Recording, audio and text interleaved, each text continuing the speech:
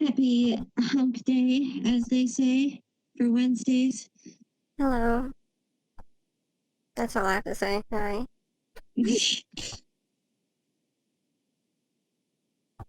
Am I not the only one who felt kind of weird when I first heard the term hump day, or is No, it no, I different? thought it was a really.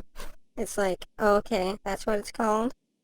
It's like, oh, okay. Yeah, because you're like over the hump Well, because it's the middle of the week.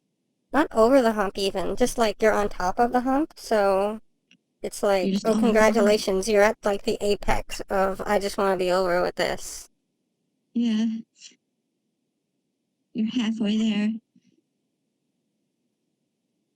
So it's supposed to be just like positive encouragement. Then it's not actually like, oh, you can It's not like it's not like the weekend where it's like, oh, you can relax or anything. It's just like you can almost relax. Just hang in there. It's supposed to be like Yeah, positive encouragement. like a cat poster. Hmm. Just hang in there. Anyway, we're gonna play more fucking Sonic. I think this is the second to last 2D Sonic game we have on our menu. After this, it'll be Sonic after the sequel, and then we'll probably run out of them. Yeah, unless you want to play Sonic 2 again, or if I want to play Sonic 1 or something. Or we could play the Yeah, super great Sonic Blast on the Game Gear. You know about that one? Sonic Blast, Sonic Triple Trouble. Triple Trouble's kind of What's fun, like those Game Gear ones that aren't the one that try to be like Donkey Kong Country. the Game Gear? Oh, is that what it is? They did pre-rendered like graphics. Yeah. Well, the only Game Gear Sonic games I've played were the Sonic 2 Game Gear version that was like incredibly fucking hard. Oh yeah, it's impossible to get even by like the first boss in that. It's crazy. Like it starts on a lava level. Anyway, we should start now? Like, Mm-hmm. get it up and running? Okay, there we go. But yeah, Sonic 3 Knuckles, my favorite one of all the ones. Speaking speaking of Sonic, speaking of Donkey Kong Country, there's my least favorite startup screen. Oh yeah? Well, You don't like it? well, uh, I've never cared for like the pre-rendered shit anyway. But like, it just kind of looks awkward. Anyway, wait, when did you do that over there? Well, what we were gonna do it that one time, but then it's like you said we couldn't like do it like there was some I forget what the reason was. Oh yeah, you had like homework to do or something. We were going to, but then it's like we spent so long trying to test it, and then I decided, well, I have this open. I kind of want to play it, so I beat it. So So I you just went through it and 100% got all of the it? emeralds and everything. How good are you at this game? I played this game as a kid too, but I still can't get all the. I can't really get all the emeralds on any Sonic game. I'm terrible at it. Even though I've been playing Sonic 2 over and over Well, this is since like, like since like birth. well, it's I like can't get I had to like mega all the emeralds collection fairly. and mega I collection did. stuff as a kid, and this was my favorite one. I played it like over and over again. It was so like so much fun to do, and just playing it over and over, you get good at it eventually. I had it on I had it on PC. Oh yeah, with all the MIDI tracks and the changed like ice cap zone. Yeah, like you could choose if you wanted to have the regular FM or Yeah. play in like a MIDI remix. I Oh know yeah. somebody uploaded the MIDI versions of this game's soundtrack from that version. Does it just sound funny because the MIDIs are funny, or Uh, I don't remember. I just remember not liking how it sounded. okay? But anyway, Also, I'm gonna get all the. this is Hmm? streaming with a nearly perfect frame rate. Well, not perfect, but like There's no It's pretty good. problems. Yeah. But anyway, I'm gonna get all the Chaos Emeralds. I might get all the Super Emeralds, but I don't know. But I'll definitely get all the Chaos Emeralds in this. Oh yeah.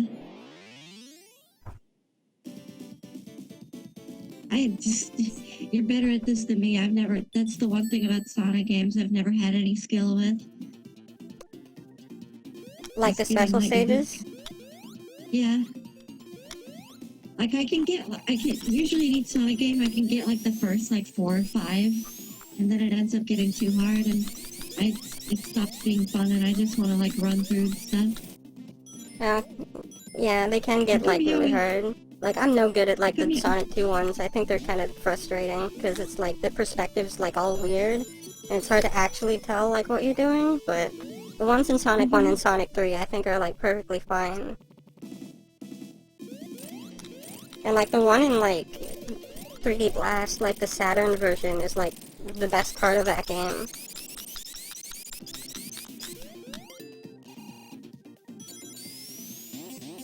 I'm just seeing this now. Teen Titans Go and the Powerpuff Girls special crossover episode. Oh boy. They're Really? perfect for each other. Is that really a thing that's happening? I wouldn't be surprised if they were made by the same people. They're the same kind of shows. It's like a super cheaply made, annoying, like, reboot of a beloved classic that nobody likes. That is true. I will say that Teen Titans Go at least kind of, sort of has better animation and designs. They're not great, but they're better than the Powerpuff Girls reboot. Teen Titans Go, like, tries really hard. Oh yeah. But I mean, I don't know. I think the Powerpuff Girl, it's this huge, competition it seems like now, just like, oh, what's the worst reboot? I think that the Teen Titans one's a little bit better than the Powerpuff Girls one.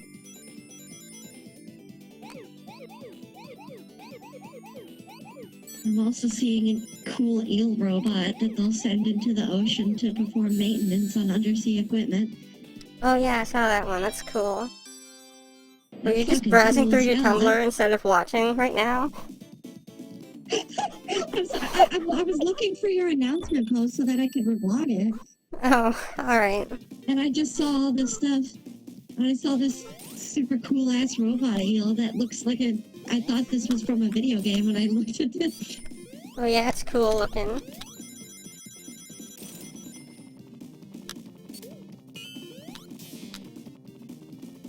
Anyway, so we might as well bring this up. You think this game is kind of overrated, yeah?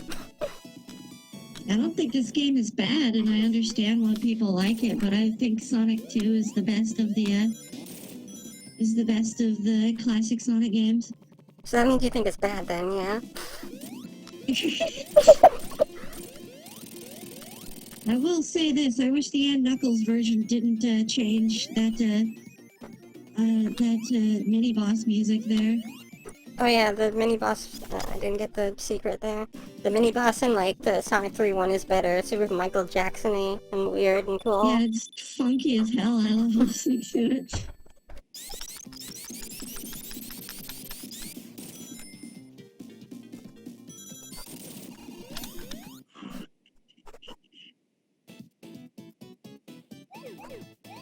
This is one of the easier ones. You just do the same thing over and over. You've already gotten 3 in just the same level. Yeah, I can usually get like 5 or... I think... Yeah, They give you 5, so many- maybe they 6, give I you so forget, many but in rings. like the first zone. They give you so many rings, it's so easy to just get everything, like, super quickly. Oh yeah. One thing that's kind of weird is like this game has continues, but it has like a save feature, so it's like, oh, okay, well what's the point then? Yeah. I will say, I love the save feature. Oh yeah. Didn't CD have a save feature, like in the original Sega CD version? Oh, yeah, yeah. Well, it would, like, it didn't have, like, files, or I think it did, but they were, like, not, like, easy to, like, find and switch to. But I do remember it was just like, oh, you if you like played it and you game overed or whatever, like the start screen would say continue, and it would, or whenever you started up the game, it would say continue, and you'd be able to start from your last level. But yeah. Also, hi Shane in the comments in the chat.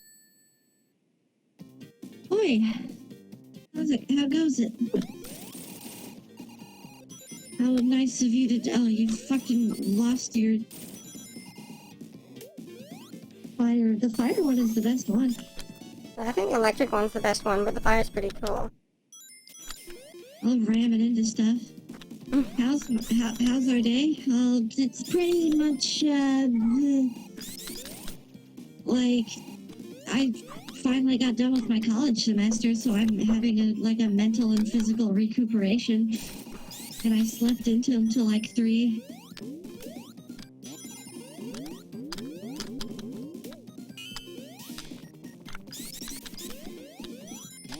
Other than that, it's been pretty good.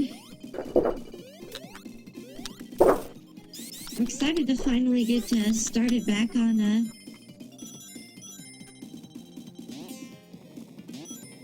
Get started on what? Get started on what's it called? Quiz again. Yeah. Oh yeah. Now that I have the time. Oh, I think there's. Hold on. Yeah, here it is. I always forget if that was in Act 1 or 2.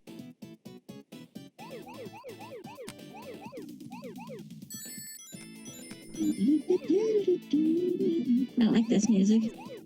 Oh yeah. This game and Sonic CD, okay. Are very nostalgic.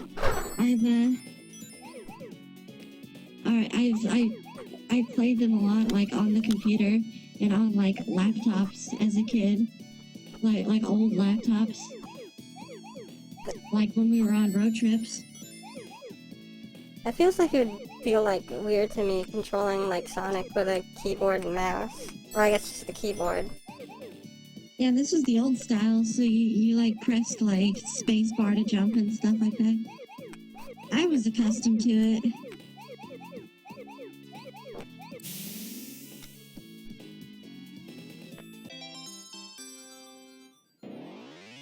I didn't even know that there was like a Genesis version. The only Sonic games I had on Genesis were 1, 2, and 3D Blast. Mm.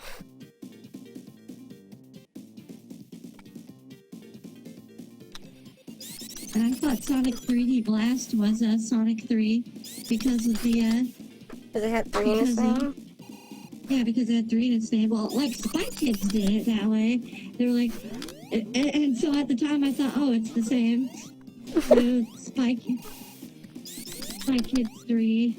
Spy Kids set the standard for all third sequels. Yeah, they set the standard for film and cinema.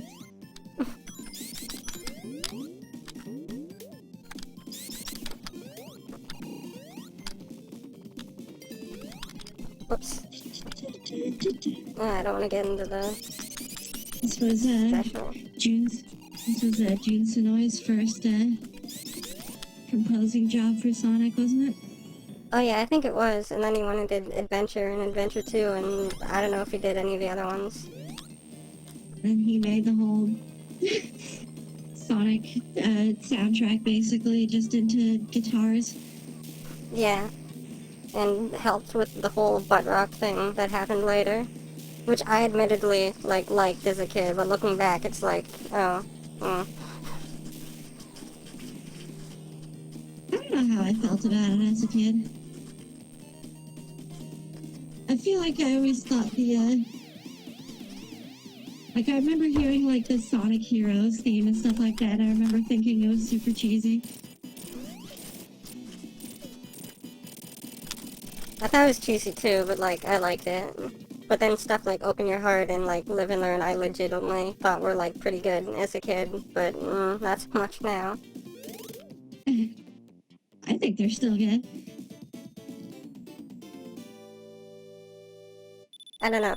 I think part of it just has to come with the fact that they have such a stigma against it that I feel wrong for liking it.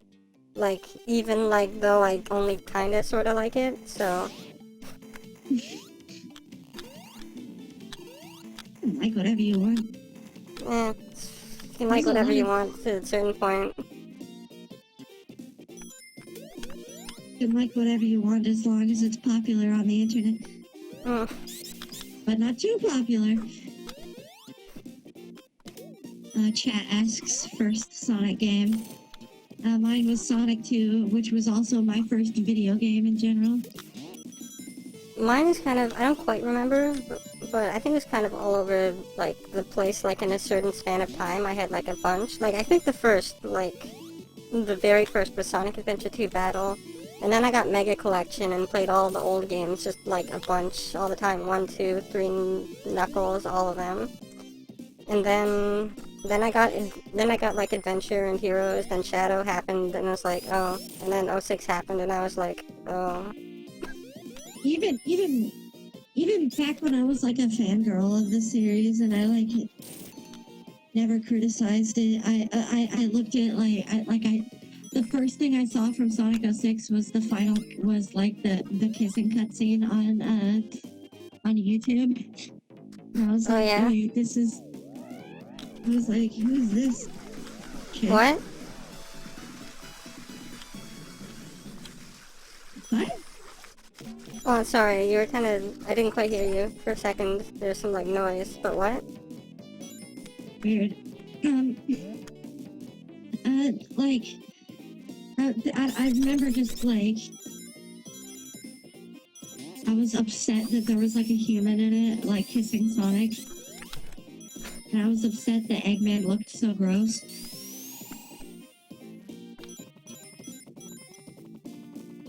Honestly, when I was, like, seeing stuff for, like, Sonic 06, I was, like, really excited. If only because, like, that was, like, the first time I ever saw, like, a Sonic commercial, like, on the television.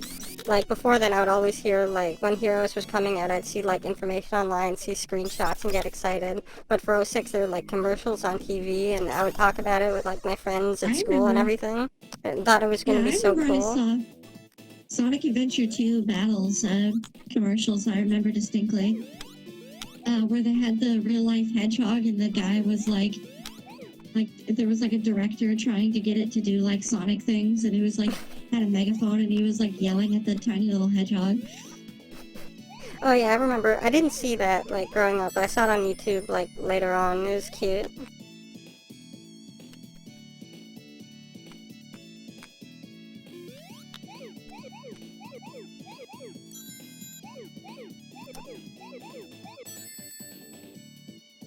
So what level do you usually end up on when you've gotten all of them? Oops. Hold on, wait. Did that one turn? Oh, that one didn't. Usually... Oh, yeah. Either, like, Hydro City or Marble Zone. I usually end up getting them all. Mm-hmm.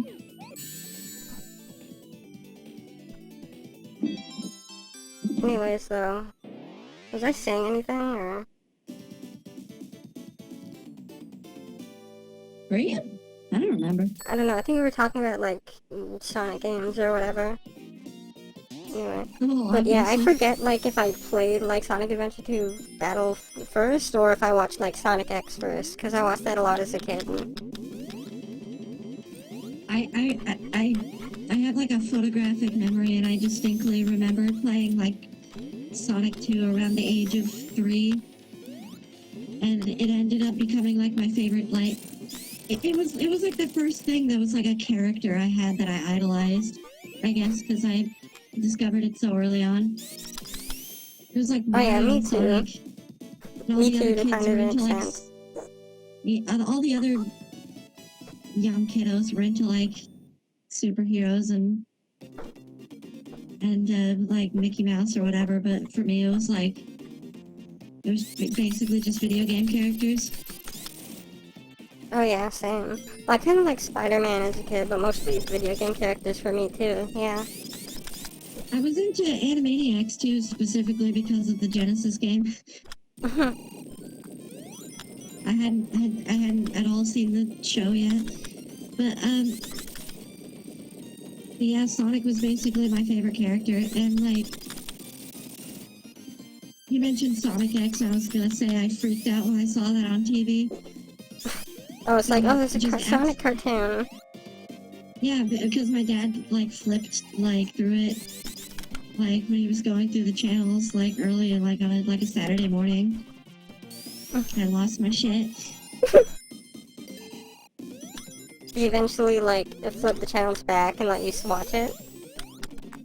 Oh yeah, my dad figured out, oh, that's a Saturday morning thing, so I decided to like get up every Saturday morning to watch it. Oh, that's cool. I did something kind of similar. I used to go on like not ski trips, but like I took lessons for skiing, like in the winter, and whenever we went there, it was usually like sometime when we were there, Sonic X was on TV, and I always wanted to like watch it. So my parents would set up like a VCR, a VHS, and just like record it when it was on TV, and so I could watch it when I get back from skiing. We did a lot of that too. Of course, before I saw Sonic X, I had watched Adventures of Sonic the Hedgehog and the OVA from Blockbuster VHSs that we rented.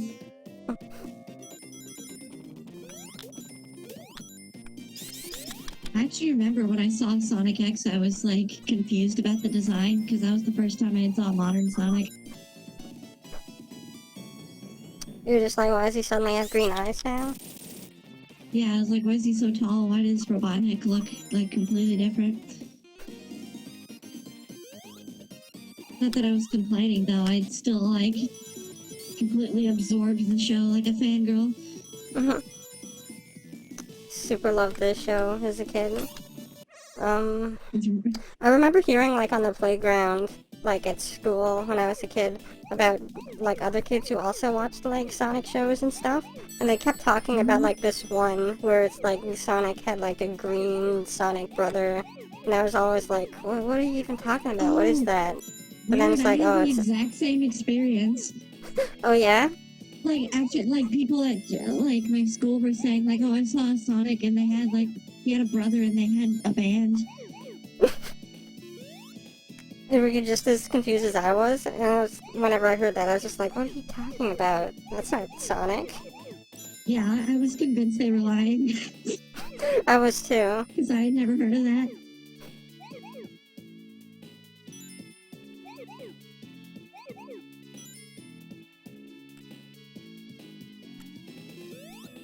But it's weird for me not being a 90s kid. I still grew up mostly on the classic design sort of world. I mostly grew up with like the modern design, but also saw like the classic one and like some like art and stuff, and I played the old games and everything. So like...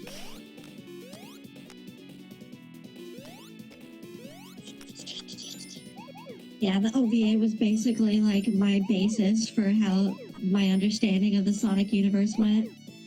Like I was convinced like the games were like it too because it was so similar.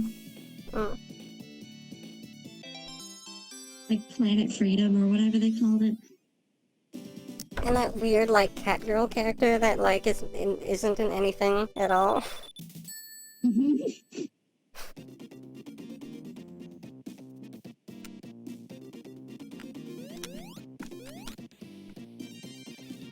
Fucking Sarah. My sister liked that character. Oh yeah? She didn't watch Sonic stuff a lot with me, but like when she did, she liked Sarah in the OVA. And when Shadow the Hedgehog trailers were coming out, like they showed the fucking like the flash of like Maria getting shot or whatever. And my sister saw that in like the Blockbuster or whatever, and she was like, "Oh, is that the president's daughter?"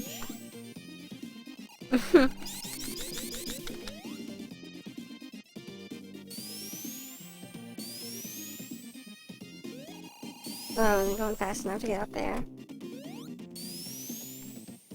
gonna say something I really love about this game is like, look at like the backgrounds, and well, it's kind of covered up now, but like the backgrounds and like how it's colored and like sprited and everything. Oh yeah, the sprites in this game are super detailed. Yeah, it's super like, it really makes you feel like you're in the world, even though you're like on a 2D plane. They don't look pixelated at all for the most part. Oh yeah, they don't really. Even like the characters look very rendered. They're much more heavily shaded, which I still prefer more of Oshima's style, but I commend this. This is probably one of the most, like, impressive looking Genesis games. Oh yeah. I think like well, I'm gonna get the bubble shield. Hopefully, I can get up there. I mostly prefer like the design of Sonic in like the first two games, but like this is still pretty cool. But like the ones in the first two games are a lot cuter.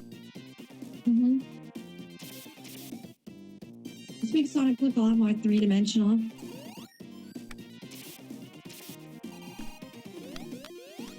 Let me get up there and get the other secret. Also, there you go, 5 tails. That's kind of what I was saying. Why I prefer. It's something I prefer. Sonic 2 does better than this. Is as cool as the art style is, I feel like this focuses too much on being realistic and the world's. Well, I don't know if I'd say realistic. Interesting to me. It still has like a bunch of weird stuff going on. Well, yeah, but like comparatively, it's like especially like Ice Cap Zone. It's basically just like, oh, it's just ice. Like there's like blues and whites, and that's about it. I see where you're coming from, but like, I think it's like not realistic enough, and like it's detailed and cool enough that it's like I don't really mind it. But like, I get it though. It's definitely not as creative. I don't dislike it, no.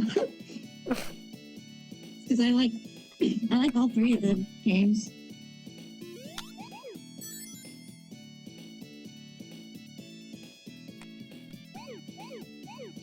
I will say, I was playing like... I was playing like Sonic Adventure a little bit like a few days ago, just like messing around, seeing how I could break it. And I will say, like, it does have a lot of cool like level themes and stuff, like Windy Valley or Hill or whatever it's called. Has some like weird, cool, surreal stuff going on in some parts. As glitchy as it is, I think like Sonic Adventure is still really fun to play. Well, it's fun to play as Sonic and like Tails and Knuckles, but so-so for like everyone else. Yeah, mainly Sonic in it. They give you a lot of like room, especially in the hub worlds, to just run around. Oh yeah, it's fun to like mess around with like ramps and the spin dash. That's what I loved doing as a kid, just seeing how like far up and where I could go with it.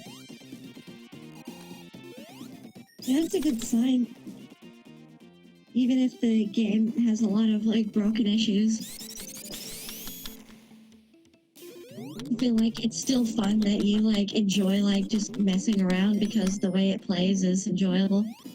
Oh yeah, like something like Sonic 06 is like about just as broken maybe, but Sonic isn't nearly as fun to control, so it's like there's nothing there.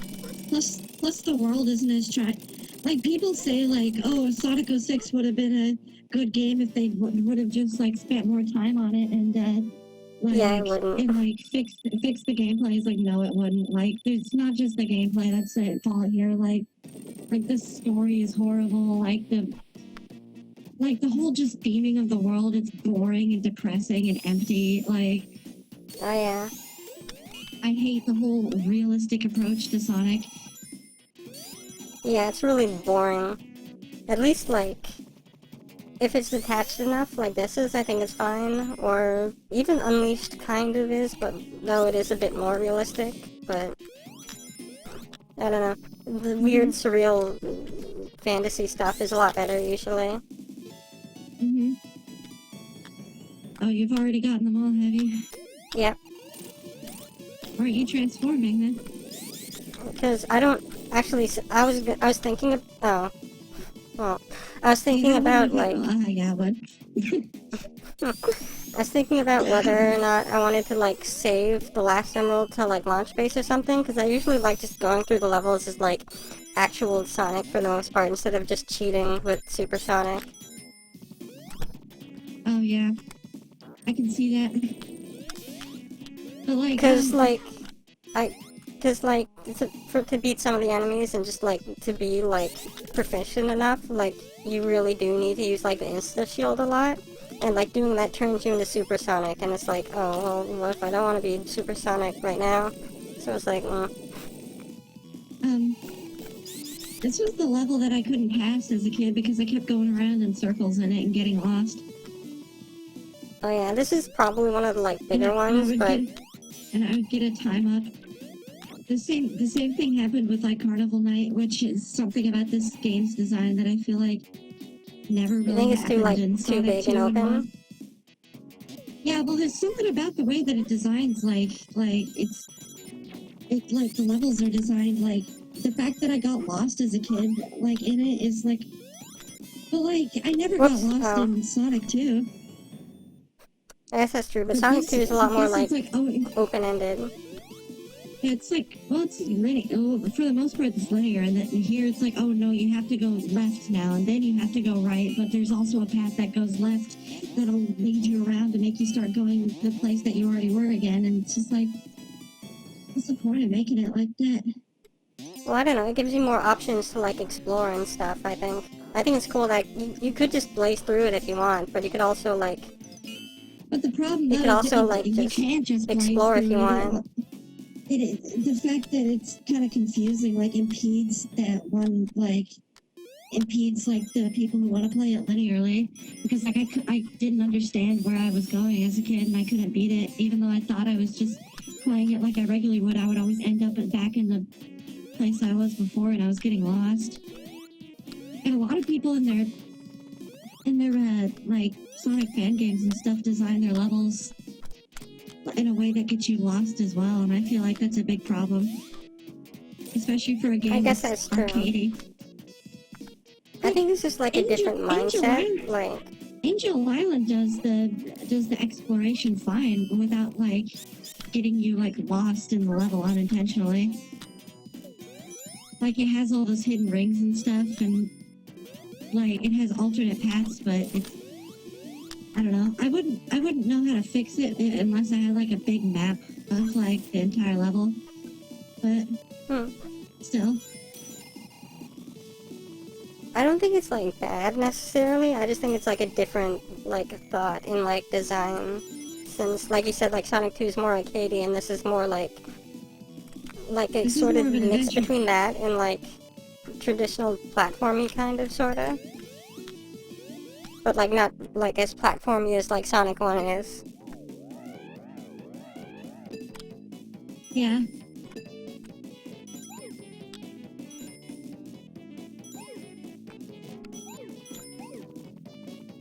But still, it's like when a level's not necessarily designed for or for you to get lost in, if you're getting lost, that's still an issue. I guess so. I never got lost in them though, so I mean.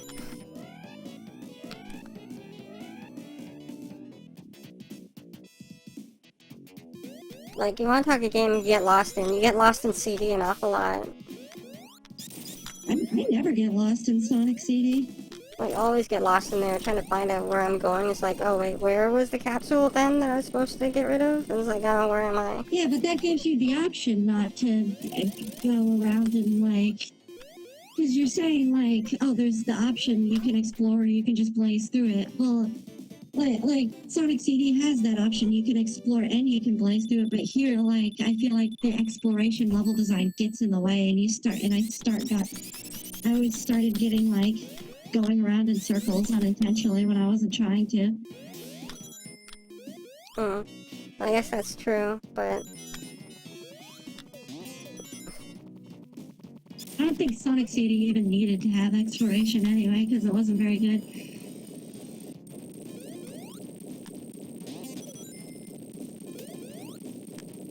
You're right about the way they hide the secrets in here, though. It's quick and easy to find, but like just in terms of like the level design, it's like where you go. It's like usually you're going right, but like here you're supposed to get on this top thing, and you're supposed to go like left now, and like. Well, I think that's where you're actually supposed to go. Even though there's a lot of stuff you can go to on the other side, and like.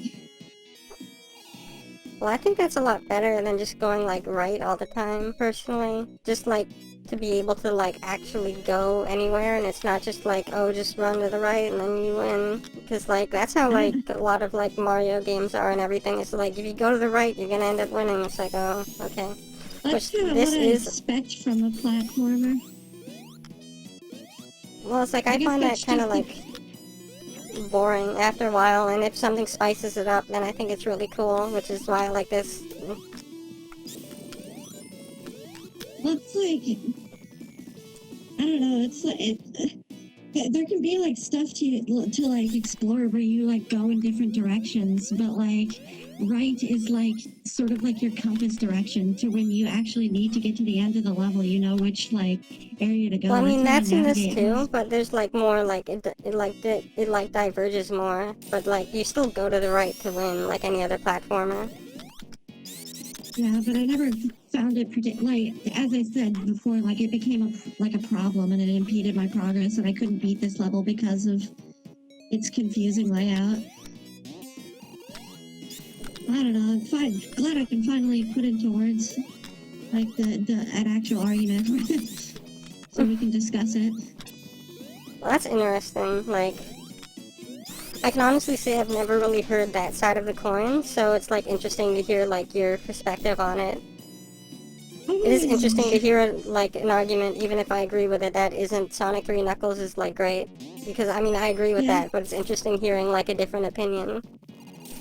Yeah, it's like I don't know, it may be biased because of like what I like the kind of games I personally enjoy are more arcadey platformers. Like I'm a completionist in terms of like my favorite type of game is something that's fun to play, challenging, and you know what to do immediately and you can get right through it and get to the end. That's why Well, I I never like it. prefer games with like multiple endings or whatever, or like where it's like, oh, you have to play it a different way. You can't just play the game and get to the end. Like you were saying how you were annoyed. A lot of people said that we're like pestering people who are playing Undertale to play it the right way and get the pacifist ending instead of just going through it and experiencing it on its own. Oh yeah. Well, honestly, I like that kind of game design too. It's like, I mean, one of my favorite games like ever is Crazy Taxi, and that's about as arcadey as you can get. So, I don't know. I like that kind of game design too, but I also like this like exploration sort of game design because like also my favorite game ever is Yume Nikki, and that is just exploration. So. I don't know. I think the fact that this is a mix is the reason why I like it. So it's like, oh, there's fast bits, but also you can explore bits too. So it's like, oh, it's all the things I like. I love doing exploration too, but I feel like it kind of intruded in this game, like in a way that was in a few levels that sort of didn't work out well because I got like fucking lost and confused. I guess it's because I was used to playing a Sonic game just like a typical, you go through it, you like jump over the obstacles and crush the enemies and then you beat the boss at the end. But like, but no, like I like exploration too. But like, there's always been this thing with me where if there's like multiple paths, I'll get like stressed out. Because, or like in an RPG, if there's like, oh, this one path and that'll lead to like an extra thing, like a dialogue that I want to see that, but there's also a path that like leads to like the next part of the game, and if you go too far in it, you'll like miss whatever, like you can't go back or whatever like that. I always got stressed out because like I wanted to know which path was the extra one, and then I wanted to go to the progress one last. Like, do you ever get like that with RPGs, sort of? You don't want to miss anything? But I guess it sort of makes me feel that way, but at the same time it's like, oh, well, maybe if I do it this time I'll go this way, so in a way it also like, it makes it so it's like, it gives it replay value, but like, I do get it, and I feel like I have felt like that in the past, I just can't put my finger on something that did that. Yeah, that's how I've always gotten with like, I get kind of stressed out with the multiple paths in RPGs. It's like I was playing Mario and Luigi Superstar Saga. Hey, deceased roaches. Nice to see you being hip Oh, and hey, cool Moses. on our stream. But This is a friend of mine. no, I could tell. No, like when I was playing Superstar Saga, and there was like, oh, like there would be like a room, and there would be like 2 or 3 paths like you go to, and like one of them like leads to like, you know, some extra stuff, some like dialogues and shops that I don't want to miss. Like I want to see that stuff too. And another one like leads to like what happens next in the game. And it like stresses me out because I don't know which one goes to which, and I don't want to like accidentally like go that path and like miss something else and like. Oh yeah, I get that. I get that way too. It's like, oh, will this door lead to secrets, or will it lead to me going through it and not being able to go back to get the secrets? Yeah, I've been through that too. That's why I've always like preferred linear games and platformers and stuff. Like I love Super Meat Boy, and that's basically just like a set of challenges in a row. Like there's hardly a narrative there, but it's like really fun to play. I think it's mostly have to be like in a certain like state of mind to enjoy like certain kinds of games. So yeah, Rayman Legends takes the sort of like super fun, super hard. Oh wow, you made a mess of that, boss.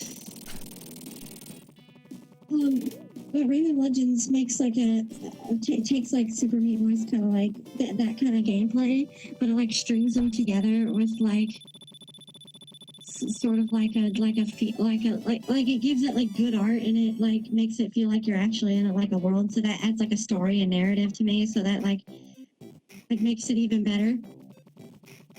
Because as frustrated as I get with people prioritizing story over gameplay, I do think that mixing it in a way that doesn't like impede is a really, it can really enhance the experience. oh yeah, I think that's like a better way to do it, rather than just like you be a level and suddenly there's a super long cutscene, you have to hear characters babble on about stuff.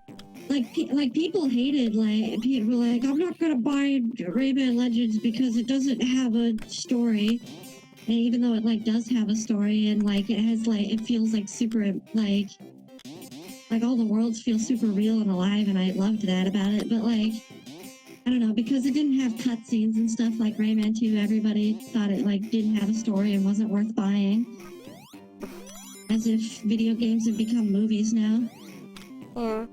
That's something I really don't like, how much like movie like a lot of like games, like AAA games have become. Like, okay, I haven't played The Last of Us, but from what I've seen, it's like, oh, it's like a movie, but you play it. Okay, well, I mean... It's like a choose-your-own-adventure kind of thing. That's its own thing. I can understand that being heavy on the cutscenes, because that's like the point. Like, it's an interactive story, and you choose the outcomes.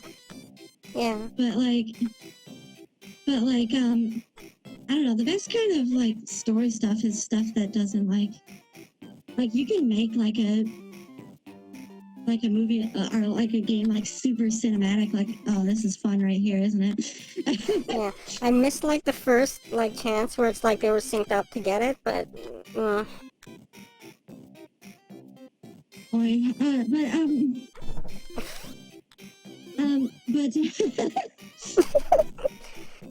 would just like crush myself and start over.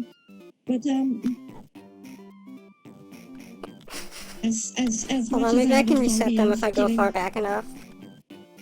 As much as I have a phobia of getting crushed in Sonic games, I feel like for some reason in these games, like this like obstacles that crush you would look so painful.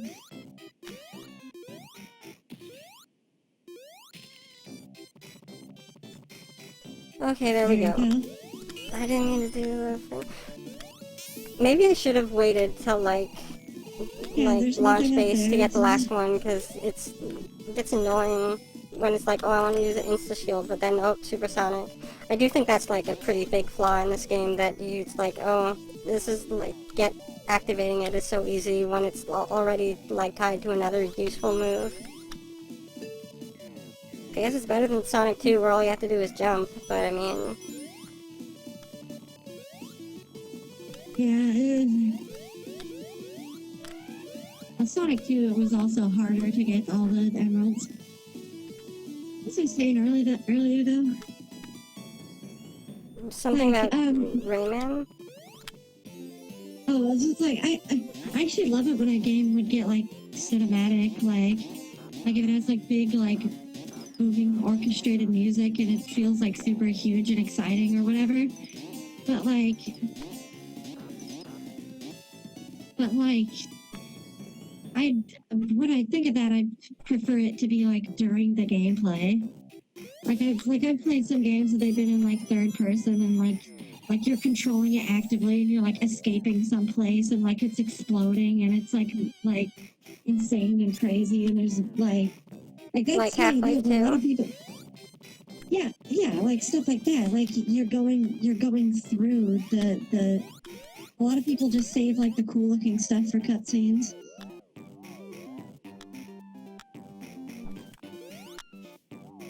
It's like it's super fun to experience that kind of stuff like in a That's in a true. game. I do But think that something does that's have like. it's something that's I think impressed that me about Star Fox Zero. It's been like there's like almost zero cutscenes and it's like super exciting and stressful through like everything you play. well, that's And cool. like Well, the that's fact that like Star Fox the is a fact that really you arcadey game, so that makes sense. yeah, but there's like a narrative too. Like there's like moments where like oh to destroy this ship you have to like the fact that you can turn into the walker at any point and you have a choice like and you can like do like extra stuff by like landing on top of them with the walker is like really cool because you're given that choice to transform and start walking on top of big battleships whenever you want. It's really super fun, but like normally I would have thought they would have made it where it was like, oh, you're supposed to do the walker here, so let's do a cutscene where you turn into the walker. But it's like no, you like do it all yourself. And like you can fail a lot of the missions or like let certain characters like die and it won't like restart you. It'll just do an alternate path or whatever. So there's a lot of choice. Well, that's really cool. Yeah, I thought it was Like gonna be Star like Fox. it was gonna be like you can only do it like when the game tells you, oh, you have to use it now. But the fact that you have a choice makes it that sounds like way better. Yeah, there are times when like the characters are telling you like, yeah, you got to get into the ship, you got to use the walker, but you can just like sit there and not do it, and like it doesn't do a cutscene that turns you into the walker. Like you have to press A and make it happen automatically, or you have to press A and make it happen manually. I mean, but like I don't know, it was really fun, and I could tell what to do, but there's like certain stuff in there like that's like oh like you have to figure it out on your own. Unless you spend like 60 hours like not doing it, then maybe a character will like tell you. But like there I don't know. There's just like this one part where like you have to like hide. What are you doing? Do you know about that? Did you just glitch the sign into the floor? Yeah, I found that I was a kid and I did it like ever since. Whenever I play this game, I always do that. Oh, I didn't know about that. But yeah, there's like this one part where it's like, oh, you have to like this big like warship has this impenetrable shield and it's charging up a laser at you like at like your army and like it's like but like you have to like figure out on your own how to get through the shield and you'll see like oh when the ship shoots at you with its other lasers like it forms a hole in the shield, so like when it's firing its laser you have to like slip through like the hole in it and then you get inside and then you have to like crawl inside of the ship and then shoot it down and then escape before like your army shoots down that ship with you inside it and whatever. And all of that they don't really tell you right away. Like they do leave you a lot of time to just figure it out for yourself. Oh, that's cool. Which is something I'm not used to in like modern Nintendo games, so it's like Yeah, I was gonna say, that's surprising for a Nintendo game. yeah, Star Fox Zero, a lot of people as much as a lot of people didn't like the controls, it was had a lot of cool stuff in it. The final boss though, don't get your hopes up. That was probably the worst part of it. Is it just like a retread of like 64? No, Or? no, not because of that. No, it's just because the way the boss is, they're like you have to use the gamepad, and it's super disorienting, and it doesn't work well, and it like makes the boss super frustrating. Which they already made it like challenging, but the fact that you have to, in that one moment, like compared to all the rest of the game, you have to rely so much on the gamepad view, like is really like, I don't know, it just sucked. It was not fun. Oh. Well, if I ever get the game, I'll definitely keep that in mind. Yeah, now it's easy for me to beat now that I've been through it so much and I like know how to do it. Like Vinny streamed it too, and he was having like just as much like trouble with it. Like it was just miserable. Just like the rest of the part, like you don't need the gameplay that much. You don't need the gamepad of you that much, but when you do need it, it feels like more of an asset to you than like a gimmick. But during the final boss, like yeah, you're fucked if you don't use it like 90% of the time. That's pretty lame.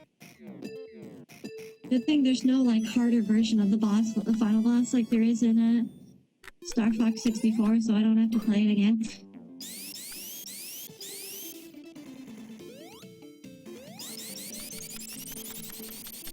Oh, he turned off the lights.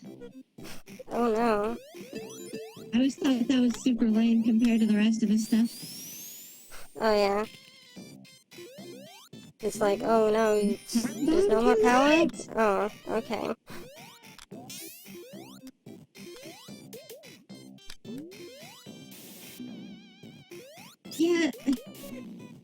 Yeah, just these roaches. It pays a lot of homage to Star Fox 64. It's not like a straight remake.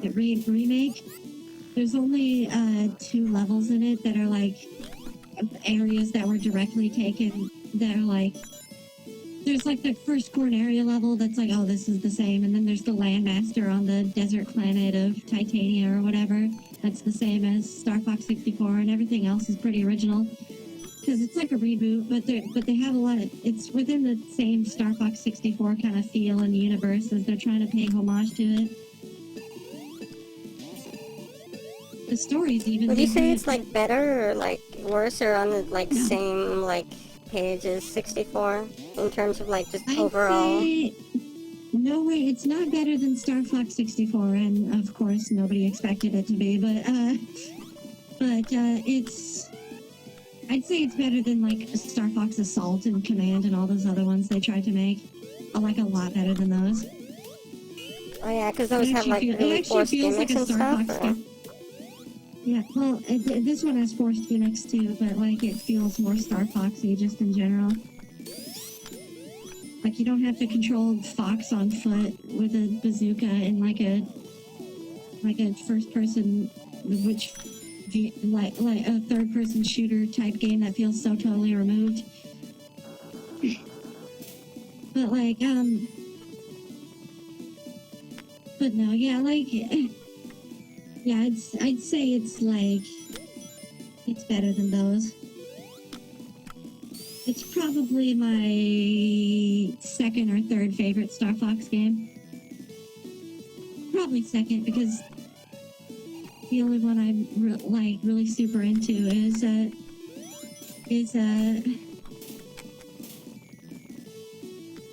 Star Fox 64, and I've played the SNES one, and that's good too. But I feel like the amazement of the technological achievements is kind of worn off by this point, and now it's like.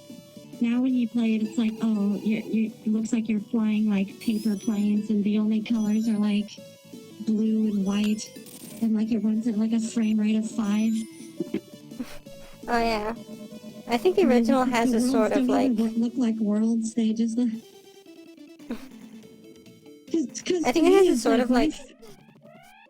It's got a charm about it, but. Yeah, it has a charm in the same way that like Atari games have a charm to it. It's like, oh, that's cute. Yeah, I agree. So I said Star Fox 2 is pretty. I did play Star Fox 2, and it was short, but it actually was pretty cool. Like over the original Star Fox SNES, I feel like it was like. I wish they would have released it because it was a pretty cool game. Like it had an element of like real-time strategy to it. like Really? Venom was like unleashing attacks in like real time.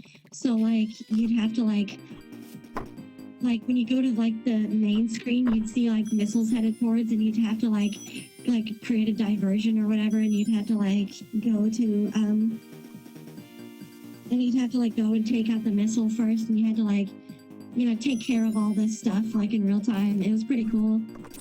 Like it wasn't just one level after another. And it was the first place with Star Wolf in it. Oh yeah? And here's the song. Yeah. Here's the I song love that this everybody song. likes for some reason. I like it. Some reason. I don't see why this is like the favorite song. Like I feel like a lot more songs are better than this. Well, because it's like cold and like chilly, but also like it's like energetic and it's like, yeah, come on, let's go do the thing. And it helps like with the whole atmosphere of the stage. Like it feels mystical, but also upbeat. Yeah, but just like as a disconnected song, I don't know why this one's the most favorite. I think Hydrocity is one of the best songs in this game. Well, it's more like upbeat than this one, but like this one like melds like both like the coldness and also like hyperactivity that it makes it like stand out and be really cool. I don't know. I will say I think it's overrated, but I absolutely like, I love it and I see why people like it so much. I'm not saying it's bad, I just don't get why this is like the best song in the game. Like it's the most remixed and everything, and I never am interested in listening to the remixes of it.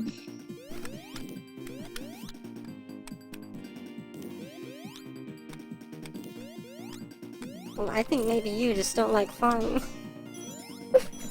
Hey. Yeah, just like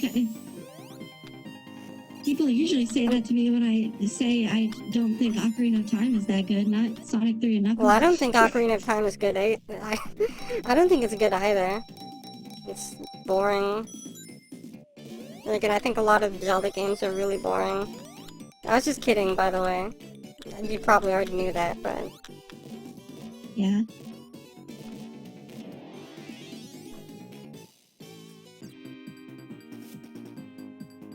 I mean, it's a cool game.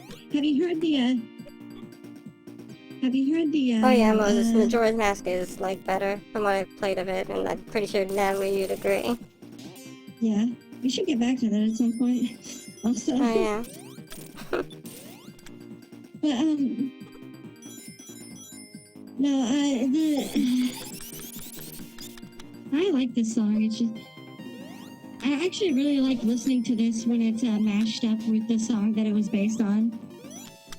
Oh, the, whatever it's called, like, Hard the Times? Jacksons thing.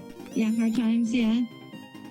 That's one of Michael Jackson's, his boys had written in his band life in the past.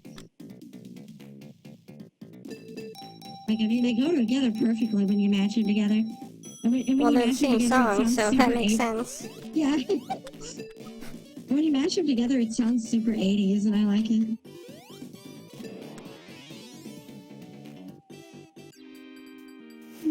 That's my least favorite. Well, you were special talking about stage how, like, right this level is, like, really boring, and, like, I agree there. that I know it's supposed to boring be in the because sense that it's, like... it's a barren Iceland, but, like, I don't know, just, like, for a Sonic level, they're usually so surreal, and this one just looks like a real life, just like a polar ice cap. Well, I think it's cool just because it's, like, I mean, look at the atmosphere. Like, could you imagine, like, going across all those, like, hilltops in the background? Not to mention, like, the palette is, like, a really nice shades of, like, blue and white. I don't like the shades of blue because it clashes with Sonic, actually. Well, maybe not here, but, like, on the inside and, like, the caverns and everything and, like, the platforms are really nicely, like, shaded and everything. The caverns are nicer than it is out here because here it just looks like a real life barren ice world, and like even like Sonic Unleashed had like an ice world, and it was like it felt the same to me. Just and that's how ice caps are in real life. They're barren and empty and like depressing. Well, maybe that's why I like it, so... I don't know, I feel the same way about desert levels.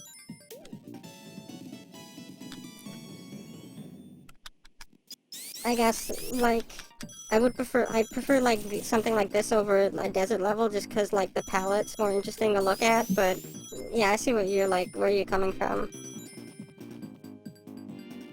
Well, Sandopolis was super interesting because they had that segment where you go into the pyramid and there's, like, ghosts coming after you and stuff. Kind of goes on for a while, though, especially, like, the second act. Yeah, but I'm just saying it's a little more interesting than this, which is it. Honestly, I prefer this over barren. Sandopolis. I think Sandopolis is like my least favorite level in this game.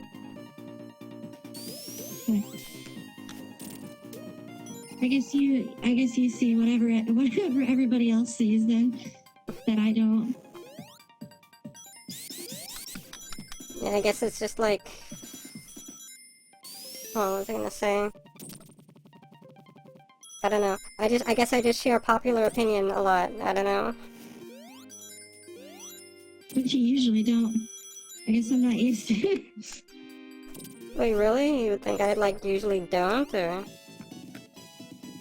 Well, yeah, you have your own like well-structured like opinions on like stuff that's like.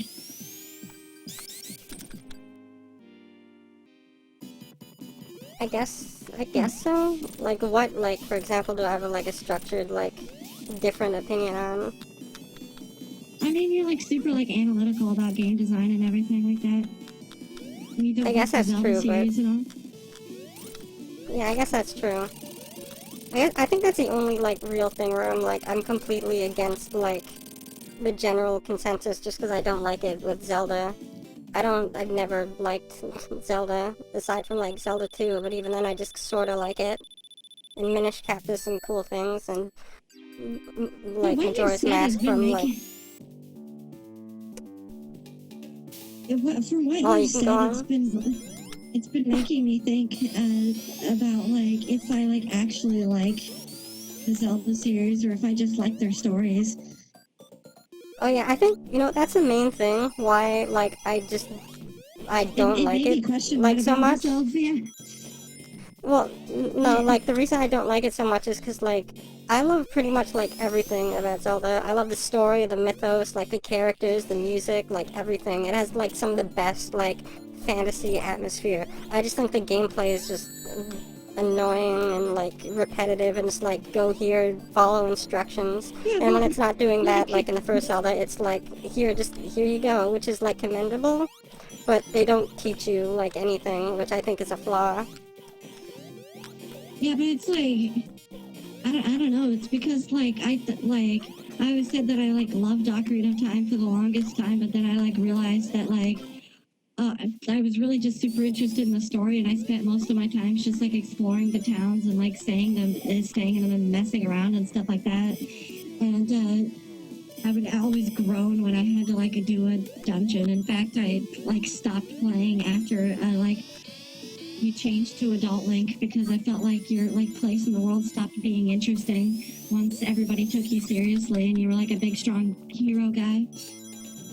Oh yeah. Well, Zelda's just like a power trip game. I guess a lot of games are power trip games, like this is too. But I think Zelda's like the embodiment of that, or at least like a big like embodiment of that out of like a lot of game series. Yeah, but it's like, yeah, that's like because I was like super like immersed into like the first like the beginning part of like Ocarina of Time, which was my first Zelda game because I loved like how it kind of felt to be kind of like this sheltered kid that's never seen the outside world before, and now he's suddenly like going out and like discovering all this stuff, and people aren't taking him seriously, and there's all these big scary things that you're encountering. I thought that was like a cool like angle on it, but once you become an adult, like all of that is completely diminished. Yeah, I guess that's true. I mean, I And agree, I that's played true, not just guess. I played through the forest temple, and I was just like, I've started to realize kind of how irritating the gameplay was.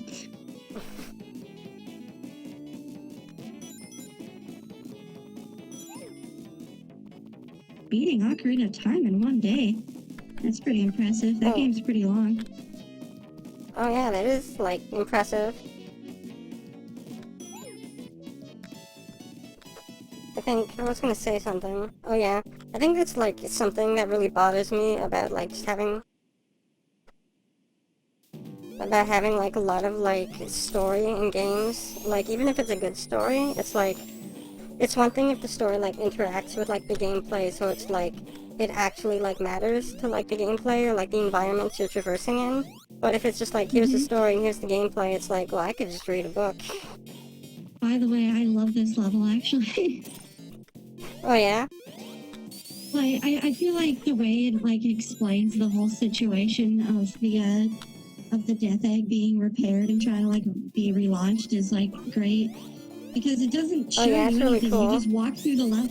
You just walk through the level and you see it in the background. Oh, yeah, it's really cool.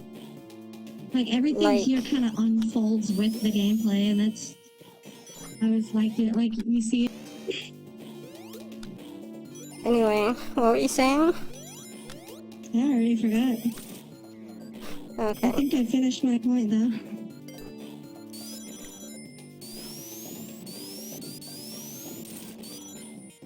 Oh yeah, I was gonna say, like, a lot of, like, stuff in, like, this game does, like, that's, like, just telling through the background really cool. And you see, like, Eggman, like, escaping and stuff like that. And then when you, like, get into, like... When you, like, get into, like, that down part, like, you see everything shaking, like, it's about to blast off and everything. Love how I can just leave the platform up there just hanging out. Do you think that was intentional? No. Look at this interesting character. Yeah, this boss is kind of boring. Spike spin, man.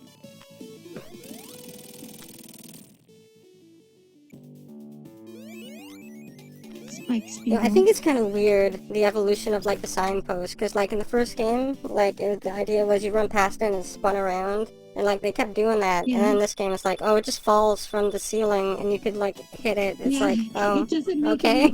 It doesn't really make any contextual sense, in this game. But there's a signpost that falls down.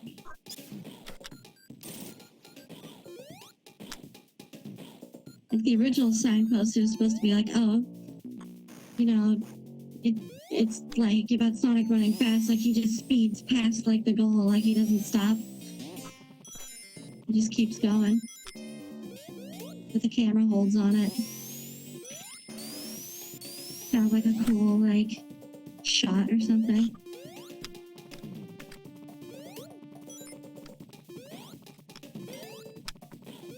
Go.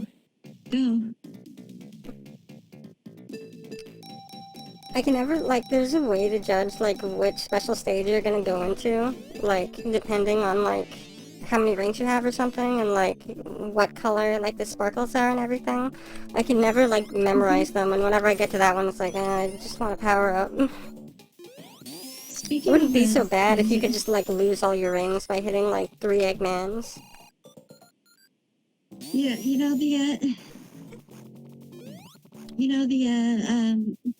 the voice clips in this music.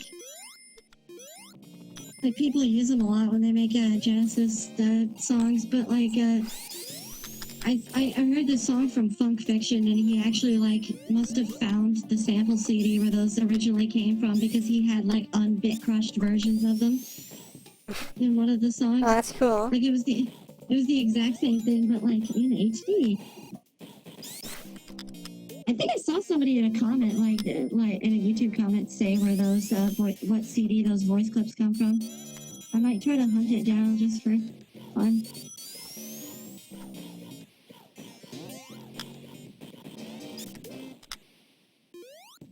Oh, if we do a BRB, I know which song should be included. Oh yeah? Actually, we might do one... Whoops. we might do one, like, after this, so when we get to the Sonic and Knuckles segment, so we might do a So quick after BRB. Sonic 3, yeah. Yeah. Yeah. I'll go fetch it. It was the song I was actually just referring to. Okay. By the way, somewhat off topic, I've been looking into it and, like, watching tutorials and stuff. I've been thinking of maybe doing, like, or, like, messing around with and doing, like, a Sonic ROM hack or something, like with Sonic 1. Like, Really? after, like, reading up and seeing, like, oh, here's how you, like, manipulate, like, levels and, like, characters and stuff and items. How to change the sprites. Yeah, so I'm thinking I of think maybe I tried doing something with that. once and it didn't work. I would have rather made like a fan game. Like I would probably use like the engine that the Sonic Worlds engine that BTS and ATS uses. And then I would I think I just prefer to, like, use this, just if only because, like, these physics are just, like, so fun to use, and, like those are good, but it's like they're so Actually, slightly off, and it feels, like, I wonder weird if you can sometimes. find. I wonder if you can find Taxman's and retro engine that he created that he uses for all those Sonic game mobile ports. You think it's even, like, that- online for, like, free? I feel like I saw like a guide on like how to make it that Taxman made, but like I don't know, like he has that has a reputation for being like a flawless recreation of the physics engine. I'll look into that. But yeah, I would want to like do the Sonic Worlds engine, but see if I can find a way to do like HD art with it instead. Oh, yeah? And do sort of like a hand like not like paper, but like a traditionally animated like kind of Sonic game, like the kind I had like a vision for, because we know Sega's never gonna make something like that. Oh man, you're really just cheesing this, aren't you? Yeah. Well, I won't be able to anymore, because I'm going to lose all those emeralds when I go get, like, the hyper ones, or whatever they're called, super emeralds. Imagine how frightening it would be to be Robotnik in that situation. Oh, yeah. Anyway, so I think I'll do, like, a really quick BRB right now, so if you want to, like, fetch that song. Yeah, okay, give me just a second. I was doing it now. But yeah, if that game engine is easy to use, I might actually make that fan game. I would much rather see it as an actual game from Sega though, because you know how it is. Anyway, so we're gonna be right back, yeah? Yeah. Hopefully quickly, Yes. but if not, whoops, but yeah. I still think it's hilarious that, like, the proper name of this game is Sonic 3 and Knuckles. It's like, oh, okay. That's gonna be just tacked on the end there. And it's made fun of all the time for a reason. Well,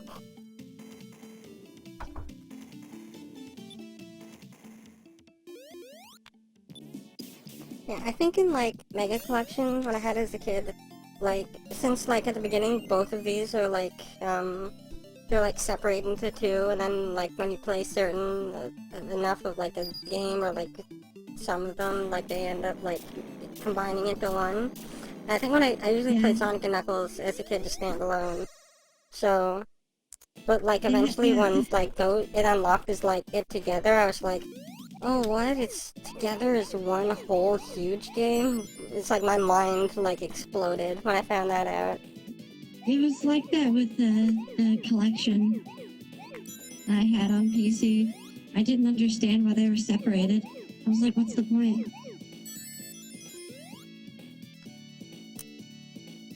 Yeah, I thought they were supposed to be, like, two games, but that they were weird, how it's, like, they were so similar, and how they, like, were both individually so short, and then once, like, I got them, like, combined to one, it's like, oh, everything makes sense now. Mm-hmm. You needed to invent lock-on technology to make it possible. So yeah, like I said, I'm definitely, whoops, well. So I was gonna get all the Chaos Emeralds. I don't know if I'll be able to get all the Hyper or Super Emeralds though, because I'm not as familiar with these levels. Who needs it? It's just more hard to control supersonic.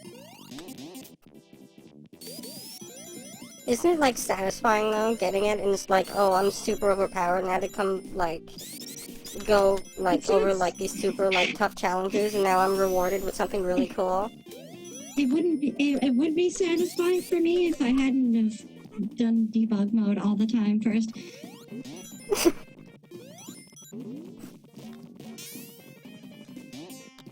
Debug mode. I used to do that a lot when I found out about it, like seeing like the videos online, and then it's like, whoa, I could do this after I like jump on the like thing, and then like go down and like hit certain buttons, and it's like now I can place whatever anywhere.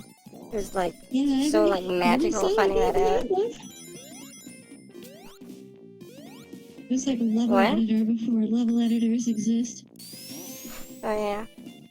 I remember somebody made like a YouTube series where they would like, a long time ago, where they would use debug mode to like create these like contraptions that would just like torture Tails. Oh, I saw those too.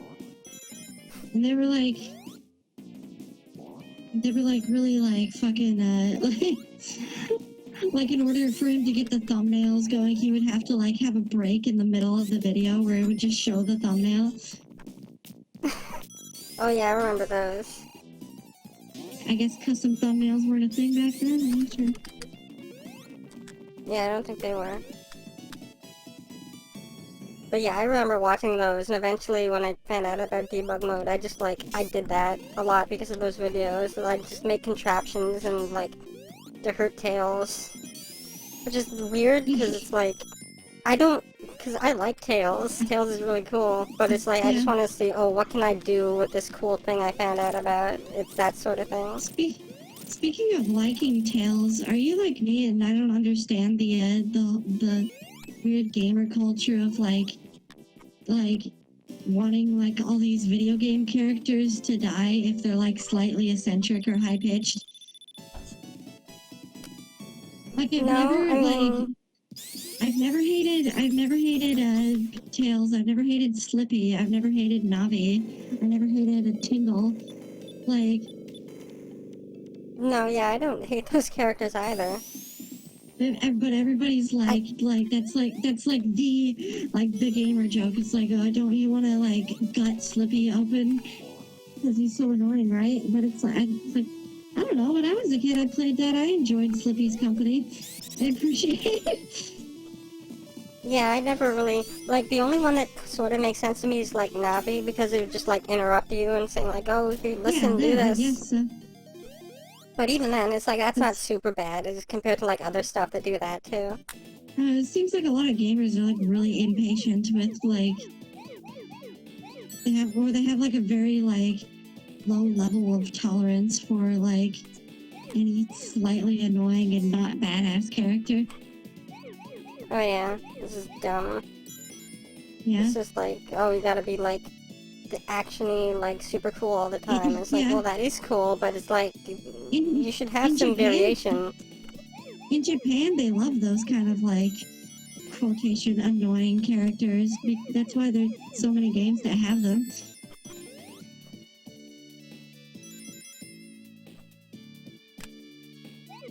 Tingle was like a fan favorite in Japan. That's why he got his own games on the Nintendo DS.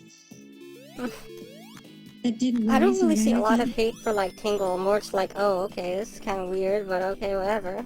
I don't usually see a lot of. Actually, no, that's a lie. I remember seeing like hate for Tingle before. He used to be like that, but I feel like he has sort of an ironic, mean presence now. But oh yeah.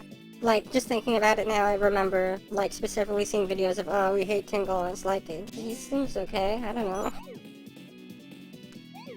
Yeah. But I've, like, never gotten that.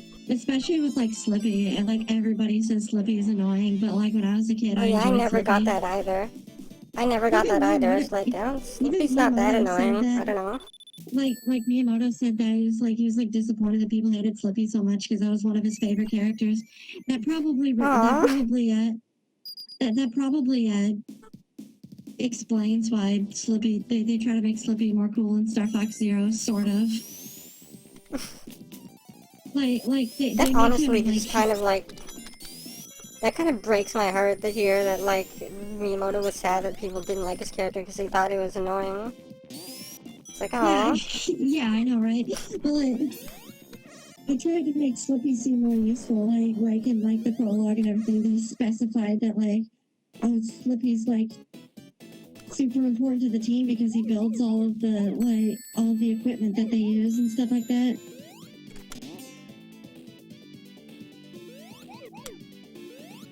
Oh, I just never hated Slippy.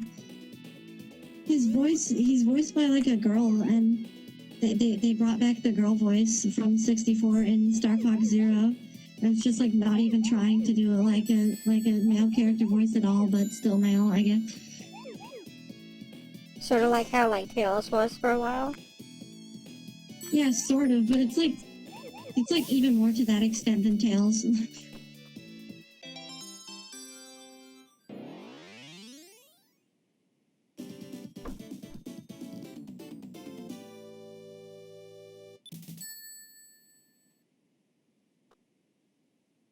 But yeah, I agree. I've never, like, super hated any of the, like, popular, oh, I hate these because they're annoying characters.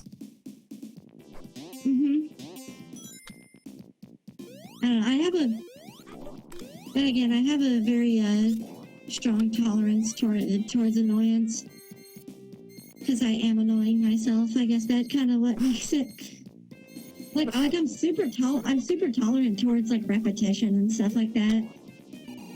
Like, I remember I played on this, like, mic spam friendly Team Fortress 2 server for a lot.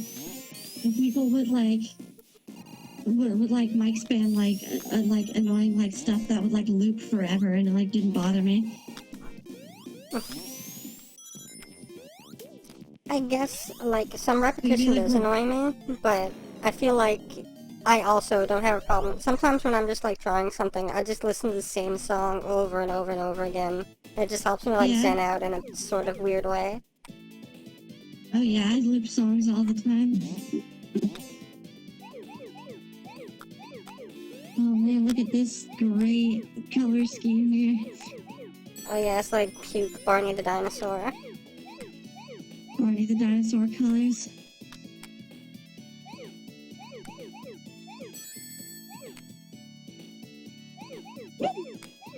Barney the Dinosaur Color is the sequel to Sonic Colors. Barney plowing through a bunch of robots, eating aliens or whatever. Eating aliens, yeah. I don't know, he has a big mouth. I'd imagine he'd eat aliens. I was terrified of Barney as a kid. Oh yeah? I had a lot of nightmares about him. Really? It's because of those eyes. Like, he's got such, like, deep human eyes with, like, these, like, luxurious eyelashes and stuff like that. Freaked me out. That is kind of weird. Yeah. I like how this level you go through it and it, like, changes color schemes. Oh yeah, this is a really cool, like, atmosphere. Although I think they just kind of lower the saturation or, like, filter or something on the background. But it does look cool. Basically, it gives you, like, a lot of attention. Like, look at all, like, the trees in the background. They look, like, really detailed, even though it's, like, you could tell all the pixels and everything.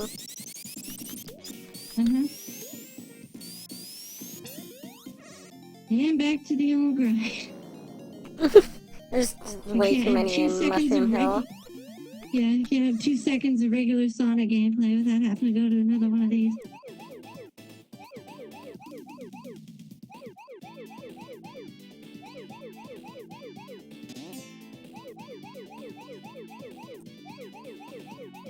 This one's pretty simple. There's not a whole lot of challenge, just hoping you don't slip up. Did you ever watch Game Grumps play this? No, I saw like the first like couple episodes, but then I was like, when Aaron started like breaking down and wanting to rant about this game, I was like, okay, I'm done. You got way more into it than I expected him to. Really? I heard he made like a bunch of dumb complaints that are like the same complaints that you can make for like any game. Like, oh, you missed the jump and then Yeah, it's well, like that's- you missed it. What's up with that? And it's like, Well, that's that's just how it is. I typical don't know. Aaron. That's how he always is, though. But no, yeah, I that's true. expected like I expected worse behavior from him than I didn't get. Well, how did he like react to it all then? Like in the end? And I don't. He made like several comments of like I'm just gonna keep my mouth shut for this. I don't know. I remember he did like the whole special stages thing that Gerard went through and stuff like that. He did think it seemed like he thought that was kind of cool. Like once he finally got hypersonic and everything.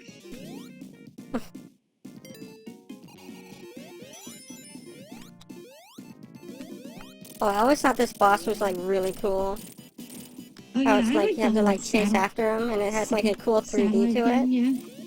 Yeah. One of the first auto-running Sonic bosses. Yeah, and that was over fast. Oh god, this is just so... Well, this is like one of the few games that I'm actually like good at, so I don't know. It's fun to just like blast through it and see like how I could do it like well You're and good get at all the duck stuff game, and I know everything. that. I'm not that good at duck game. You like thrashed us like last night. Well, just barely by like a point. Anyone could have like won. What I'm saying is you were like on the same level as like I was, if not like better.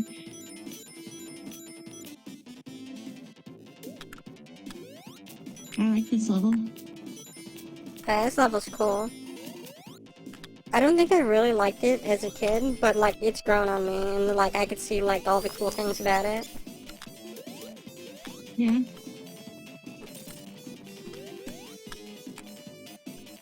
I never got what these things are though, like... Like what a bizarre idea for a design for a ship.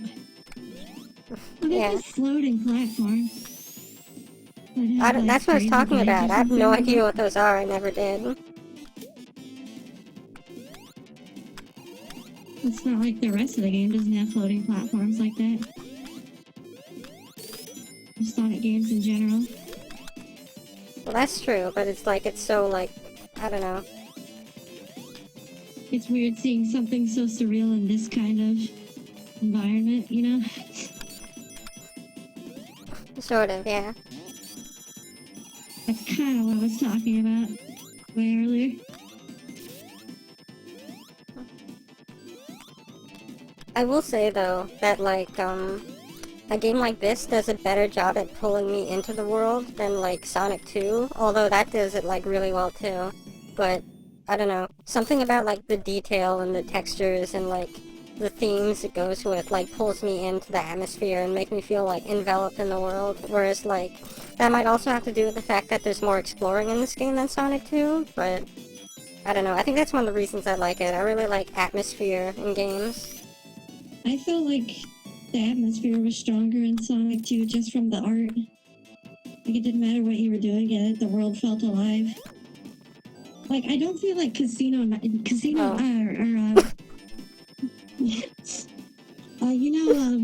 Carnival Night Zone in this game Yeah? feels super fucking empty to me, whereas Casino Night and like Chemical Plant and all the other of Sonic 2's city levels feel populated to me. It could just I guess that's true, but like...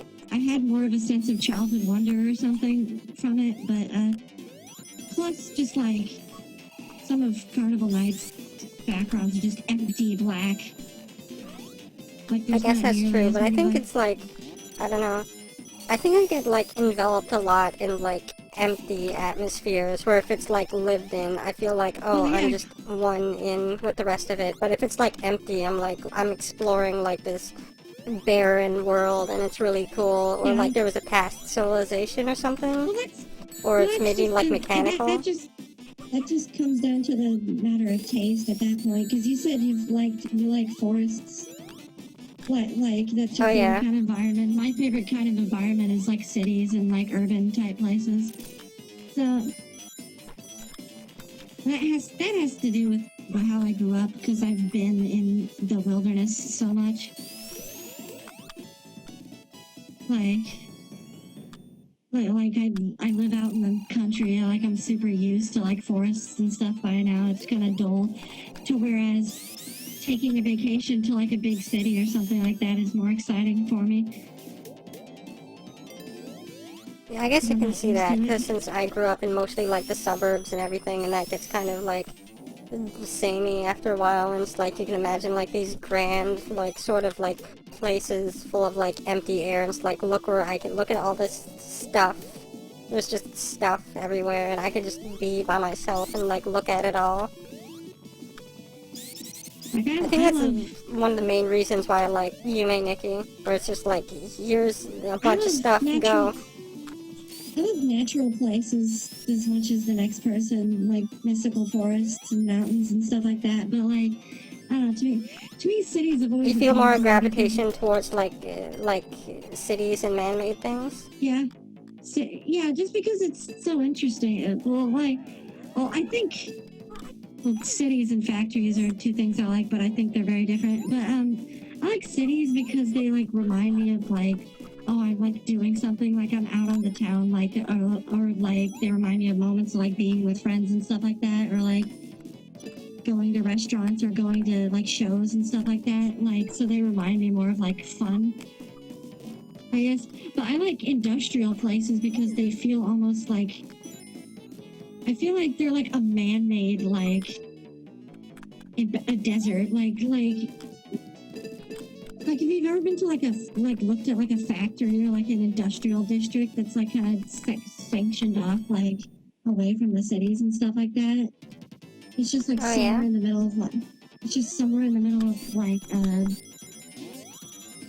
like a barren wasteland or like a marsh or something. They're always like somewhere in the middle of nowhere, and there's just these big factory areas, and they're so surreal because like the architecture is like it's like wacky and like not like things you'd see in living environments, and like, wow, I didn't even know about that. But yeah, so like the way they're set up is super weird and like crazy. They basically look like an alien world, but you never see anyone there. So it's almost like a man-made jungle or something. Or like, I don't know, super fascinating. I guess I see that, and that's cool. But I prefer like just naturey things, because I don't know. I'm not like a tree hugger or like a hippie, but I feel like a really like deep connection with like nature and trees and everything. I don't know. Yeah, it helps like calm me down, sort of. It's like it's like really tranquil and zen. Yeah. What? Like that's like what most people think, and I think too. But like, I don't know. It's just like, unlike like a whole lot of people, I just had this weird fascination with like the man-made. I don't know. I think it came from games like this that take place at like chemical plants and like casinos and all that.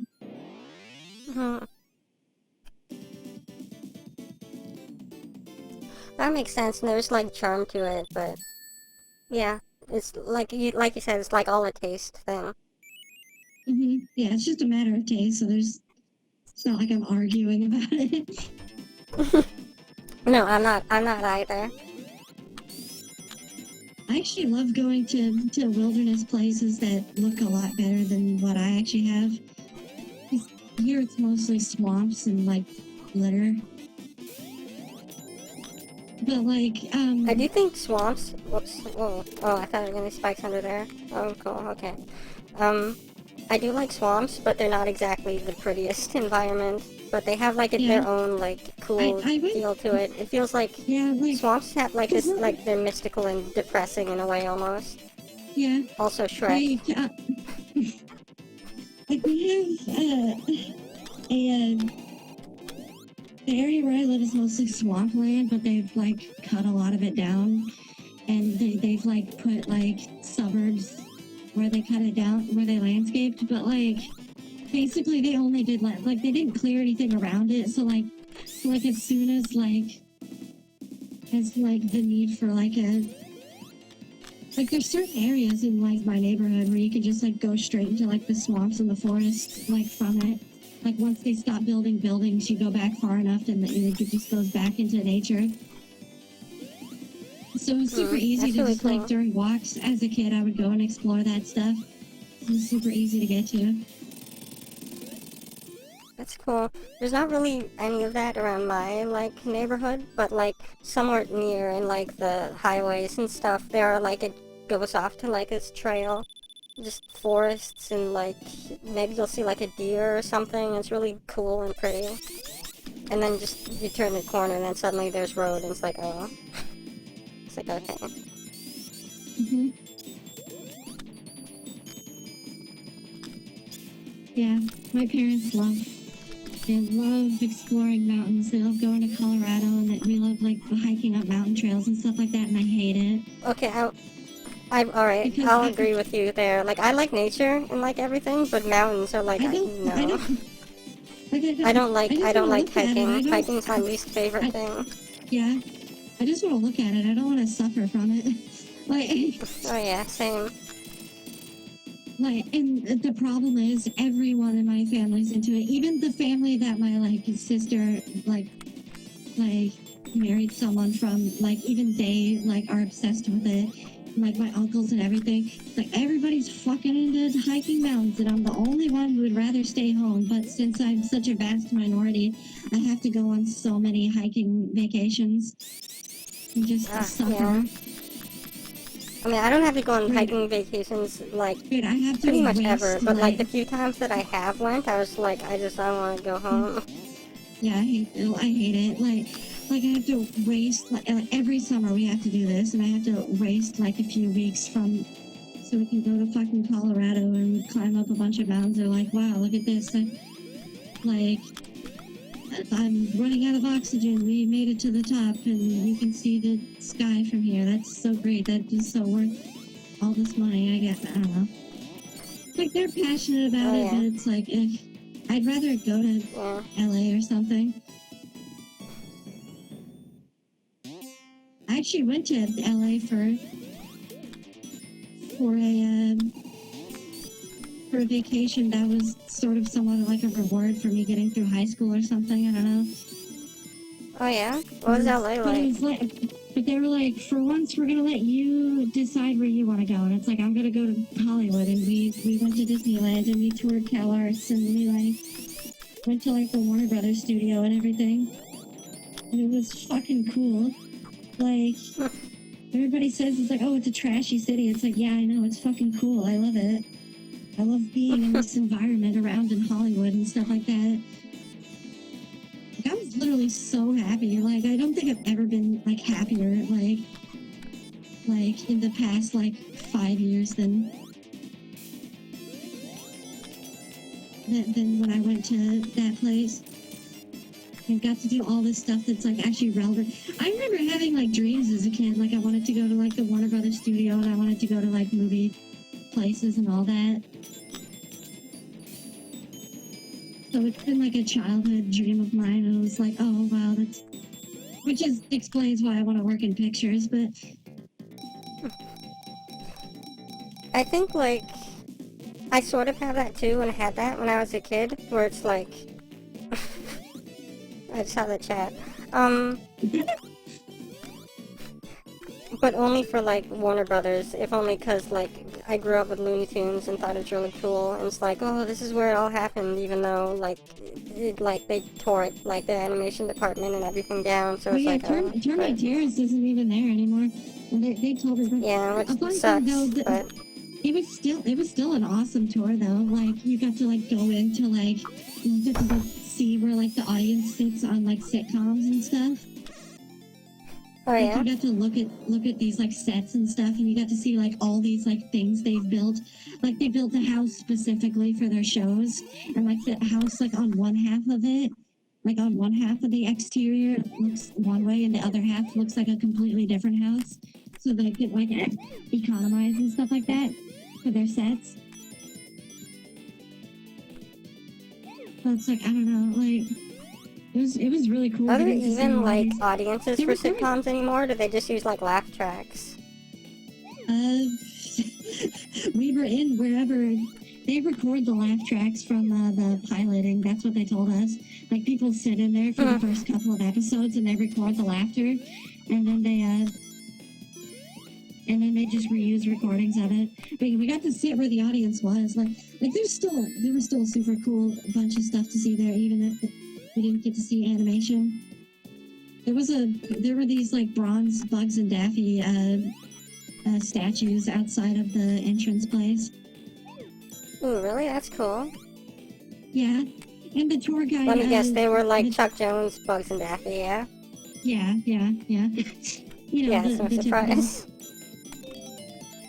But you know, it's cool anyway. But like the tour guide made this joke when they were talking about the water tower that said that it's the retirement home for Yakko, Wacko, and Dot. I bet that made you happy. Yeah. Yeah, but I mean, Warner Brothers, I mean, it's not just their animation. They're like huge in like the creation of like film itself. So it's no wonder that they have so yeah. much stuff about the live action and all that. Oh yeah, definitely. I mean, they're making so many shows. Like they had this Main Street area, which was this big town that's this whole big set. And it's just this big town they created, and it's been reused for so many movies that I've like actually seen. And I was like, Oh, yeah? cool! Like this is the place where that part happened. Really, it's still pretty cool. You get to walk around and explore that kind of stuff that you see in movies.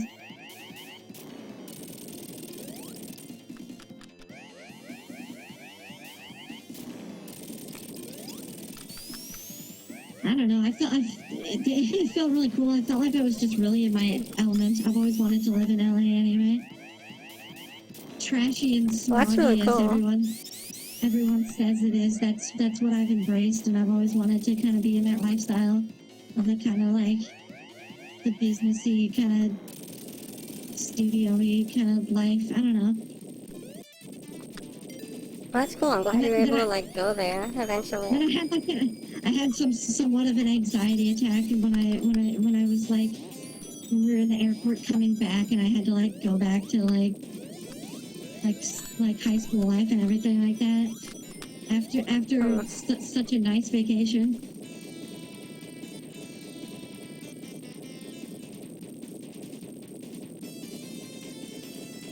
That's crazy. I've never gotten like that before from I'm like. trying to think if I ever like felt that way about ever going to a place or like somewhere or something. I don't think I have, honestly. That's cool that you were able to have that sort of experience.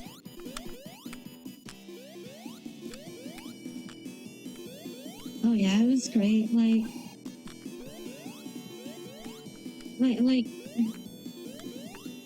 I don't know. It's just really fun. Like I can't wait to move there in my future when I do. But like I don't know. It was just like the unwinding I needed.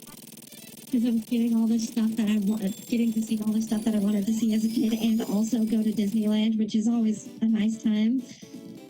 And then I spent all Yeah, like I've the never off been days. to. I spent all the off days Haven't- like watching like stuff on the internet and stuff like that I enjoyed watching, like Let's Plays and all that, and like I don't know.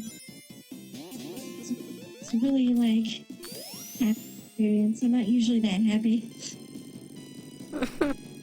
Well, I'm glad you were happy that time. Anyway, I also realized that Disneyland's a lot better than Disney World. Yeah, Disneyland's like the original first one, right? Hmm. But like, there's so much more like artistry and detail and immersion that goes into Disney like land than there. Disney World's more focused on, okay, we gotta make it big, we gotta shove a whole bunch of like rides that are made after the newest movie and whatever like that. But like Disneyland like is smaller, but it's more focused, and they have just these really really immersive places. That like, because I went to Disney World first, and like I thought that was super cool, but like everything was like so much better when I experienced it in Disney World. Well, that probably has to do with the fact that it was the first one, so. Yeah. Okay, yeah, there's just so much artistry that goes into it though. Like, I'm super interested by that kind of like art form, like the stuff that the Imagineers do. Like the process of like creating like a fictional world and putting like massive amounts of details into it to make you feel like you're really in there. Like I don't know.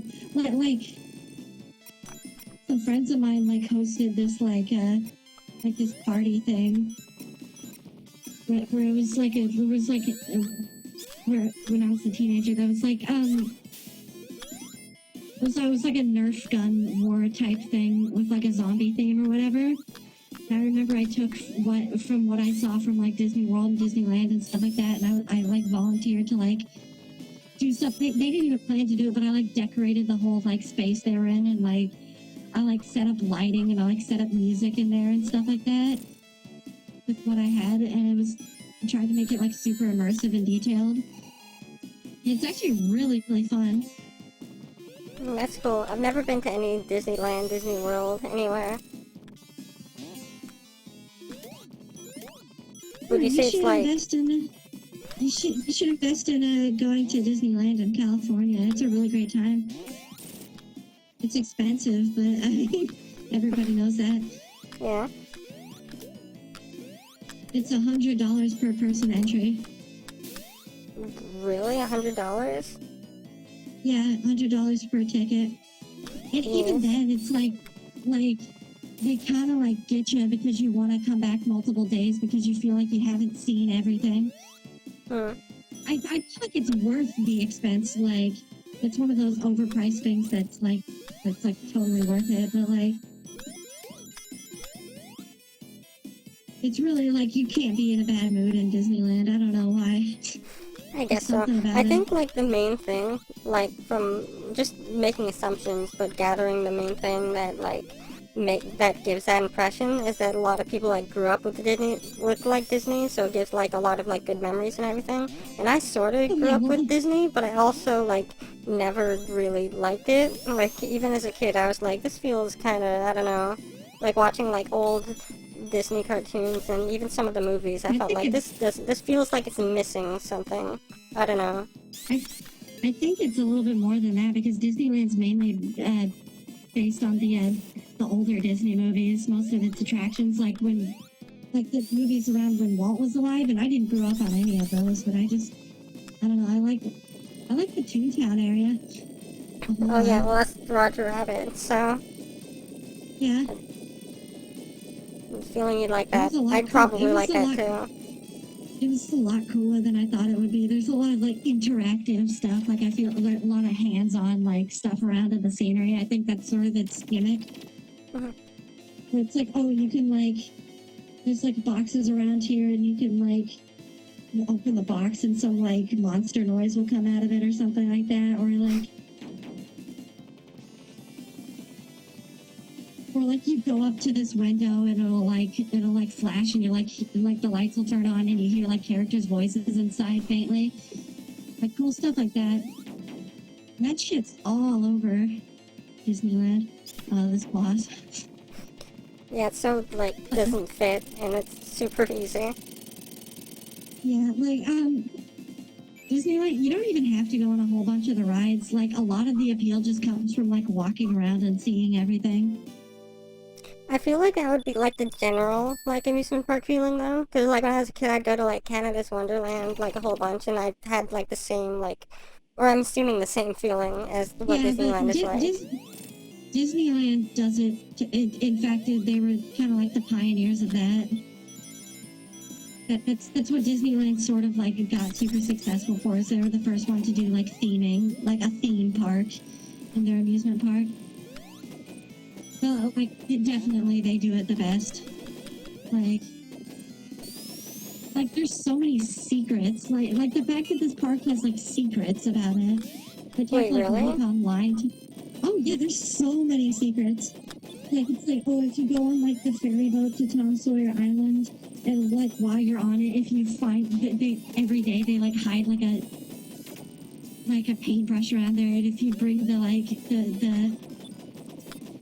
and if like you bring the paintbrush to the person who drives the ferry, like he'll like give you like a free like he'll give you like a ticket to like a free pass or something like that. Oh, that's cool. Like, a I didn't whole know bunch of about that. A whole bunch of shit like that. Like there's so like I spent so much time looking about like how many like secret rules and like Walt Disney's apartment is in there, like the one that he lived in. You can't actually go to it, but if you like know where it is, you can see the window to it, and they always keep a little lamp on above it. But like there's so much stuff like that, and like you know the Pirates of the Caribbean ride? Yeah. That place is already immersive enough. Like it's awesome to go through, but like they make you feel like you're outdoors when you're indoors, basically. Really? Like it's that like It's that like, crazy, like detailed, like it like it's in the Disneyland one especially, like, and it's so cleverly pointed because like so it's like nighttime and you're supposed to be in like the swampy like bog or whatever, and that's the entrance, like a bayou, and like so like the place is super dark and like it hits you once you get in there when you're going through the line, like when you get close to like the start of it, it's like it hits you, like you go in there and they like blow this like they like have the temperature be a little bit colder so it feels like you're suddenly outdoors, and like it's dark and like the sky is painted or like the roof of the building is painted black so you can't and they always have the lanterns that light the path like above you, like shining down on you so that you can't see the ceiling. Or like you can't notice that it's actually a ceiling, you just think it goes up to the sky because like the lights are kind of like making it hard to see. But it's like, I don't know, it's a bunch of crazy stuff like that.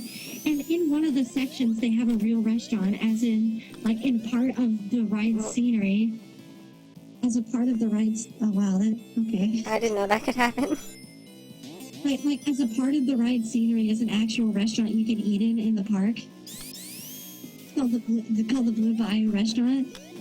And like, Oh yeah, I've heard of that.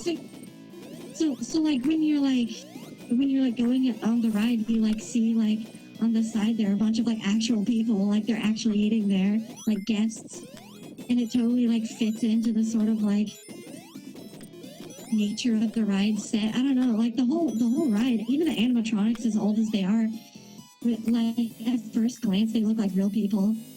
Really? And the places where you, I don't know, like the artistry is just the best part of Disneyland, just going around seeing everything. And the best rides aren't the thrill rides, they're just like the rides that you like go through like scenery and stuff like that. Oh, that's cool. It's so cool. I've been seeing that's cool just over and over again. Yeah. I don't know, I haven't been there, so I guess I can't really comment much. But yeah, no, like Disneyland, like their main thing is immersion. Like their whole Jungle Cruise thing, like when like they built a whole man-made jungle. And like I never thought about it. Like I thought it was just like the swamps of like California or whatever. I don't know. But like is my key catchphrase lately. But no, they even like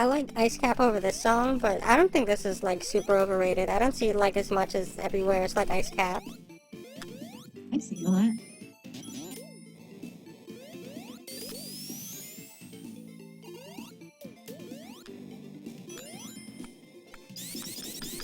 I do like this song though. It's like, I don't think there's a song here I really dislike. I think this is probably like my favorite soundtrack out of like all of the, I can say all the old games, probably like all the games like in general. Or at least it's up there anyway. I don't think there's any sort of Sonic music that like I dislike except for Sonic Spinball. I don't know, like the first level of Sonic Spinball is pretty cool. I like that, and even the second level is like it's weird, but I like it. I'm thinking mostly about the options menu theme.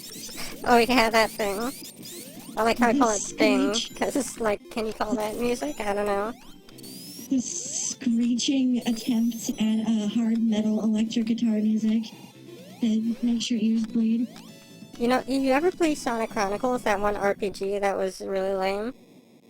Yeah, oh, I know what you're talking about.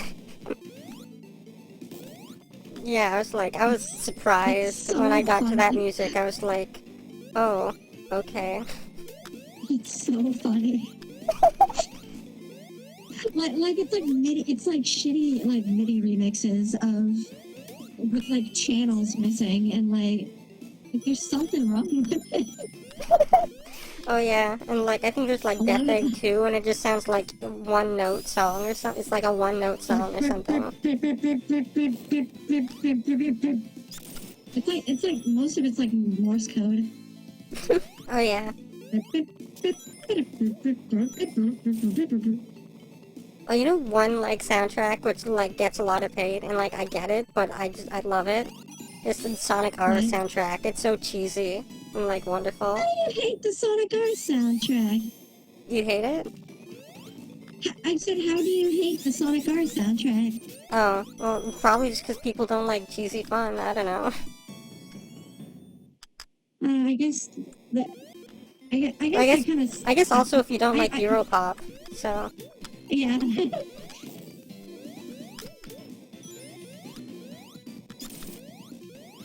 Well, like, I don't know, like, everyone I know, like, whenever I say the city, everybody always breaks out and starts singing Living in the City. How many people do you know that, like, break out singing, like, Sonic R music? More than I expected, I don't know. I don't know, I usually hear it, like, toted, like, Sonic R, oh, it's such bad music, oh, it's lame. It's like, well, yeah, it's lame, that's why it's funny. It's catchy, too. It's not badly made, it's just a charming kind of cheesy. Yeah, exactly. And some people cringe at it, and other people can enjoy it. Yeah. I just remembered, like, one soundtrack that's maybe kind of lame, like the Shadow the Hedgehog, trying to be all, like, dark and, like, edgy. At the same time, it's like, you don't remember any song from it. Yeah, it's just most of the later GameCube era Sonic music. I bet this is gonna do wonders for the, like, bit rate or whatever. Or frame rate or whatever YouTube, like... The bit rate, yeah. Yeah. It's not too bad, but I could expect this lava pattern. Yeah. Or shit things up. Like how this boss, you get hypersonic, it's just like, it's hit the balls and then stand at the boss. Yeah. I was kind of dislike. I guess it's not easy for like the common player to get it, but I feel like it's like once you get supersonic, the game just kind of becomes boring. Well, I guess, well, you'd have to, like, choose to do it. Like, you could just, like, skip it all and not have to do it. Yeah, of course. But, so it's like it's an option. It's not like you have to, like, get supersonic. Like, I used to think it was so great because of the whole, like, I could get debug mode. I would just play through it all with, like, supersonic. And I was like, oh, this is... There's no challenge to this. This isn't fun. Well, like, it's fun, like, the first time, or, like, the first few times, just being able to, like, destroy, like, everything and, like, blaze through everything. But then, yeah, it does lose its challenge. But at the same time, it was a challenge to get it, so I think that's, like, a good, like, reward. I suppose. Plus, again, you don't have to, like, get it. You could just, like, skip it if you want. Yeah.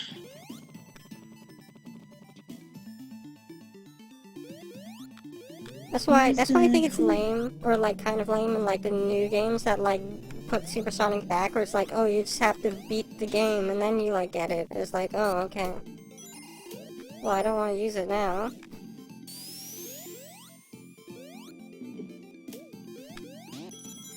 They let me use it in Sonic 4. Oh yeah, so well, I was thinking of like Generations and stuff, where it's like you beat it and then it's like, oh, the level actually just plays itself. Can you do, like, mid-level Supersonic in Generations? Yeah, when you beat the game, you just get Supersonic, and then for Modern Sonic anyway, the game just plays itself. Like, you press boost, and then you, like, it's literally you boost, and then you win, it's automatic. Huh. It's still kind of cool that they brought that back instead of just saving it for the last level, though. Yeah, that is cool. But, I mean, it'd be cool to, like, have to earn it, though. Mm-hmm.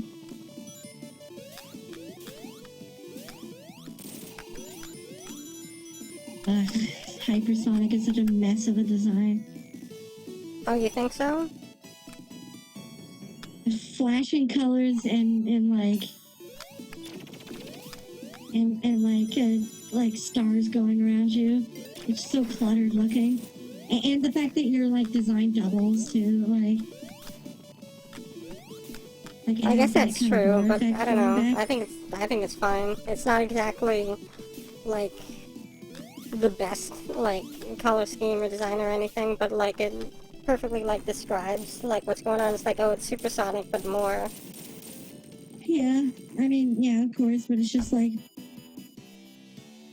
I don't know. Maybe, like, the doubled thing. Regular Sonic looks a little cooler to control with. Oh, yeah. This is a great part of the game, by the way. Where you Oh, can yeah, I see, love like, this whole, like... like the death egg, like, stuck in the crater and it, like, starts burning everything. Oh, yeah. It, like, a lot of the stuff with background narrative is just really well done in this game. Yeah, definitely.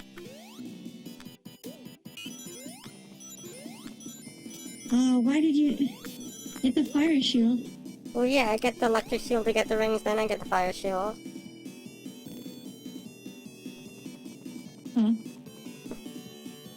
Electric shield is basically just like playing this game with Supersonic.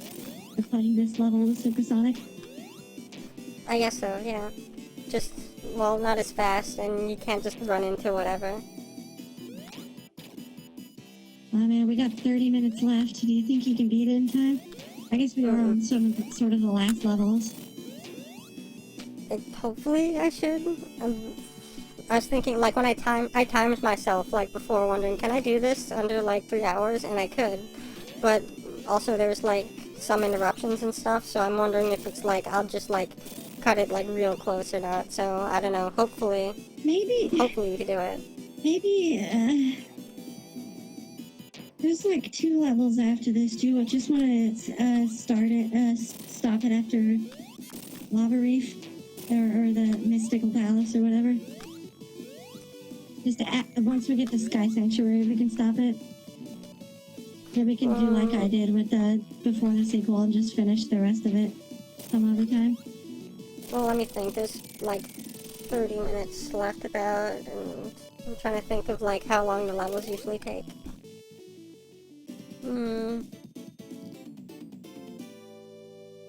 You know, I think I probably could do it, like go through them all, but I'd have to but I have to do them like really quickly though, so.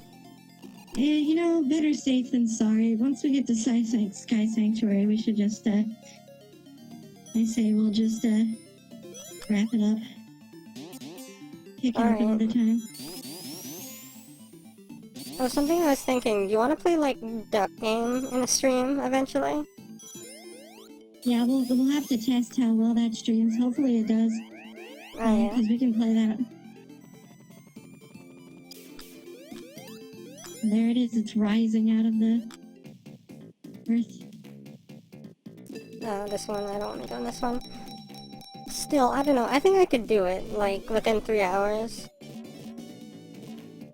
Again, better safe than sorry. Mm.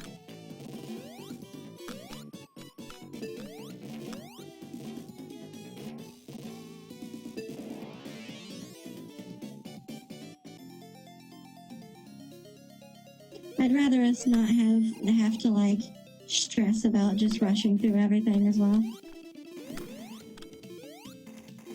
And kind of take our times and enjoy the rest of it later.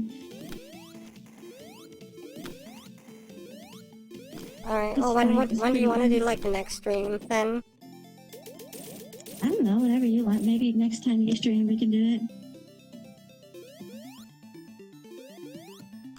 it. Okay. Maybe, like, Okay, since, I then. mean, that's not gonna take up whole stream, maybe after that we could play, like, I don't know, after testing it, Duck Game or something to fill out the rest of the time. Yeah, that's the kind of thing I was thinking about.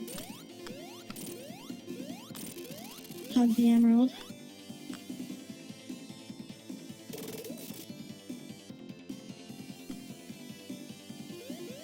I wonder how it felt to like getting to this part, like seeing this kind of part of the story unfold as a kid. So I never got this far. Well, it was really cool. It's like seeing like everything happen, seeing like Eggman like go against Knuckles and everything, and Knuckles like, fine, I'll just freaking go here and I'll take that. I don't know. It's interesting. It's cool. But anyway, I think we Sonic should. Heroes. So should I finish this level first, or like stop at this level right now? Well, yeah, we'll stop right now. Okay.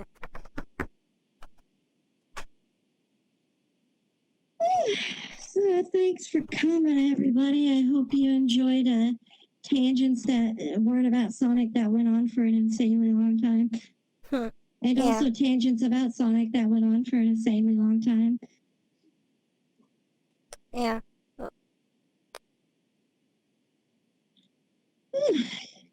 My throat hurts. Mine This just always too, happens a after little, we stream. honestly. That always happens after I talk for far too long. Well, I ask this every time, do you have any parting words? Yeah, I could have beaten it within 3 hours, but if you want to stop now. Look, I'm just trying to watch out. I've done it for before, our I know I can do it, safety here. so... I've done it before, so I know I can do it, like... Yeah, better safe than sorry.